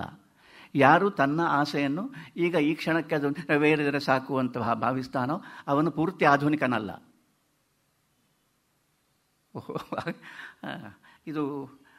ಇದು ಗೊತ್ತಿರಲಿಲ್ಲ ಅಂತ ಅವಳೇನೋ ಹೇಳ್ತಾಳೆ.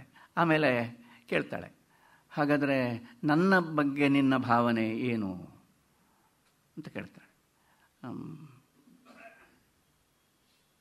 ಆಗ ಹೇಳ್ತಾನೆ, ಪೂರ್ಣ ಆಧುನಿಕನಾಗಿ ನಾನು ಹೇಳ್ತಾ ಇದ್ದೇನೆ. ಪೂರ್ಣ ಆಧುನಿಕನಿಗೆ ಯಾರೂ ಪಾಪಿಗಳಿಲ್ಲ, ಯಾರೂ ತಪ್ಪಿತಸ್ಥರಿಲ್ಲ, ಯಾರೂ ಏನು ಕಳಪೆ ಶ್ರೇಷ್ಠ ಅಂತ ಇಲ್ಲ, ಮೇಲೂ ಕೀಳಿಲ್ಲ. ಎಲ್ಲರನ್ನೂ ಅವನು ಸಮಾನವಾಗಿ ನೋಡುತ್ತಾನೆ. ಆದರೆ ಯಾರನ್ನೂ ತನ್ನ ಉದ್ದೇಶಕ್ಕೆ ಬಳಸಿಕೊಳ್ಳುವುದಿಲ್ಲ. ನೀನು ಈಗ ನಿನ್ನ ಉದ್ದೇಶಕ್ಕೆ ನನ್ನನ್ನು ಬಳಸಿಕೊಳ್ಳುವ ಪ್ರಯತ್ನ ಮಾಡ್ತಿ. ನೀನು ಪೂರ್ತಿ ಆಧುನಿಕಳಾಗು. ಫ್ಯಾಂಟಾಸ್ಟಿಕ್. ನೀನು ಪೂರ್ತಿ ಆಧುನಿಕಳಾಗು ಅಂತ ಮಾಸ್ತಿ ಈ ಒಂದು ಸಂದೇಶವನ್ನು ಕನ್ನಡದ ಜನರಿಗೆ ಕೊಡುವುದಕ್ಕೆ ಈ ಕಥೆ ಬರೆದದ್ದಾಗಿರ್ಬೋದು. ಆಧುನಿಕತೆಯ ಹುಚ್ಚಿನಲ್ಲಿ ಬಿದ್ದಿದ್ದೀರಿ, ಪೂರ್ತಿ ಆಧುನಿಕರಾಗಿ ಅಂತ. ಏನು ಕಂಪ್ಲೀಟ್ ಮಾಡರ್ನ್ ಮ್ಯಾನ್. ಇದು ಏನು ಸಂಸ್ಕೃತಿಯ ಬೇರುಗಳನ್ನು ಚೆನ್ನಾಗಿ ತಿಳಿದ ದೇಸಿ ಮನುಷ್ಯರಿಗೆ ಮಾತ್ರ ಈ ಧೈರ್ಯ ಸಾಧ್ಯ. ಇದು ಅರ್ಧಂಬರ್ಧ ನಾವೆಲ್ಲರೂ ನಮಗೆ ಬೇಕಾದ ಹಾಗೆ ಎಲ್ಲವನ್ನು ವ್ಯಾಖ್ಯಾನ ಮಾಡುವುದು. ಆಮೇಲೆ ಒಂದು ಮಾತನ್ನು ಅವಳು ಕೇಳ್ತಾಳೆ, ಹಾಗಾದರೆ ನನ್ನ ಬಗ್ಗೆ ನಿನ್ನ ಅಭಿಪ್ರಾಯ ಏನು ಅಂತ. ಅವನು ಹೇಳ್ತಾನೆ, ಮೊದಲಿದ್ದ ಹಾಗೆಯೇ ಅಂತ. ಮೊದಲಿದ್ದ ಹಾಗೆ ಅಂದರೆ ಏನು ಅಂತ ಕೇಳ್ತಾಳೆ. ಅಲ್ಲ, ನಿನ್ನ ಸಂಪರ್ಕ ಬರುವ ಇಷ್ಟು ಮಾತುಕತೆ ಆಗುವುದಕ್ಕಿಂತ ಮುಂಚೆ ನಿನ್ನ ಬಗ್ಗೆ ಯಾವ ಭಾವನೆ ಇತ್ತು ಅದೇ ಭಾವನೆ ಈಗಲೂ ನನಗೆ ಇದೆ, ಹೆಚ್ಚು ಆಗಲಿಲ್ಲ ಕಮ್ಮಿಯೂ ಆಗಲಿಲ್ಲ. ಹಾಗಂದರೆ ಏನು ಅಂತ ಕೇಳ್ತಾಳೆ. ಹಾಗಂದರೆ ಹಾಗೆಯೇ ಅಂತ ಹೇಳ್ತಾನೆ. ಆಗ ಅವಳಿಗೆ ಗೊತ್ತಾಗ್ತದೆ ಏನಂದರೆ ಎಲ್ಲರೂ ತನ್ನನ್ನು ಭಾವಿಸಿದಂತೆ ಬಹಳ ಮೇಲೆ ಇಟ್ಟು ಇವಳು ಅದ್ಭುತ ಅಂತ ಹೇಳಿ ಭಾವಿಸಿದ ಹಾಗೆ ಇವನು ಆರಾಧಕನಲ್ಲ, ತನ್ನ ಆರಾಧಕನಲ್ಲ ಅಂತ ಅವಳಿಗೆ ಗೊತ್ತಾಗ್ತದೆ. ಹೆಚ್ಚಾಗ್ತದೆ, ಅವಮಾನವಾಗ್ತದೆ, ಸಹಿಸಿಕೊಳ್ಳಿಕ್ಕೆ ಕಷ್ಟ ಆಗ್ತದೆ ಅಂತೆಲ್ಲ ಮಸ್ತಿ ಬರೀತಾರೆ. ಬರೆದು ಅದರ ಕೊನೆಯಲ್ಲಿ ಹೇಳ್ತಾರೆ ಏನಂದರೆ, ಇಸಡೋರಾ ಡಂಕನ್ ತನ್ನ ಆತ್ಮಕಥೆಯಲ್ಲಿ ಈ ಘಟನೆಯನ್ನು ಉಲ್ಲೇಖಿಸ್ತಾಳೆ, ಬೆಳೆದಿದ್ದಾಳೆ ಅಂತ. ತನ್ನ ಆತ್ಮಕಥೆಯಲ್ಲಿ ಈ ಘಟನೆಯನ್ನು ಅವಳು ಉಲ್ಲೇಖಿಸ್ತಾಳೆ ಅಂತ. ಸೊ ಮಾಸ್ತಿಯವರ ಸಾಹಿತ್ಯ ಅಂದರೆ ಅದು ಆಧುನಿಕರೇ ಆಗಿ ಮತ್ತು ಪೂರ್ಣ ಆಧುನಿಕರಾಗಿ, ಪೂರ್ಣ ಆಧುನಿಕರಾದರೆ ನೀವು ಪೂರ್ಣ ಪ್ರಾಚೀನರಾದ ಹಾಗೆ ಅಂತ. ಏನು ಚೆನ್ನಾಗಿದೆ ಈ ಒಳನೋಟ, ಬಹಳ ಅದ್ಭುತವಾಗಿದೆ. ಕೊನೆಯ ಮಾತು ಒಂದು ಏನಂದರೆ, ಈಗಿನ ಬರಹಗಾರರಿಗೆ ನೀವು ಕೊಡತಕ್ಕ ಒಂದು ಸಂದೇಶ ಏನಾದರೂ ಇದ್ದರೆ ಅದು ಯಾವುದು ಅಂತ ವಿ ಸಿಯವರು ಮಾಸ್ತಿಯವ್ರ ಹತ್ರ ಕೇಳ್ತಾರೆ. ಮಾಸ್ತಿಯವರು ಹೇಳ್ತಾರೆ, ಏನಿಲ್ಲ, ಬೆಟ್ಟ ಹತ್ತುವ ಪ್ರಯತ್ನ ಮಾಡಬೇಕು. ಎಷ್ಟು ಚೆನ್ನಾಗಿದೆ ಅಲ್ಲ, ಬೆಟ್ಟ ಶಿಖರ, ಬೆಟ್ಟ ಹತ್ತುವ ಪ್ರಯತ್ನ ಮಾಡಬೇಕು ಮತ್ತು ದುಡಿಬೇಕು. ಪ್ರಯತ್ನದಲ್ಲಿ ಮೇಲುಸಿರು ಬರಬೇಕು. ಈಸಿ ಆಗಬಾರ್ದು ಯಾವುದೋ ಕೂಡ. ಬೆಟ್ಟ ಹತ್ತುವುದು ಅಂದರೆ ಅವರಿಗೆ ಯಾಕೆ ಬೆಟ್ಟ ಹತ್ತುವುದು ಅಂತ ಹೇಳ್ತಾರೆ ಅಂದರೆ, ಮಾಸ್ತಿಯವರು ತಿರುಪತಿಯ ಬೆಟ್ಟವನ್ನು ಪಾದಚಾರಿಯಾಗಿ ಕಾಲ್ನಡೆಯಲ್ಲಿ ಹತ್ತಿದವರು. ಅದು ಆ ನೆನಪು ಅವರಿಗೆ ಬಂದಿರಲಿಕ್ಕೆ ಸಾಕು. ಸೊ ಬೆಟ್ಟ ಹತ್ತಬೇಕು, ಹತ್ತುವಾಗ ಕಷ್ಟ ಆಗಬೇಕು, ಮೇಲುಸಿರು ಬರಬೇಕು, ಸಾಕೋ ಸಾಕು ಅಂತ ಆಗಬೇಕು, ದಣಿಬೇಕು, ದಣಿದು ಸೋತು ಕೂಡಬೇಕು ಅಂತ ಕೊನೆಯ ಮಾತು, ಸೋತು ಗೆಲ್ಲಬೇಕು. ನಮಸ್ತೆ.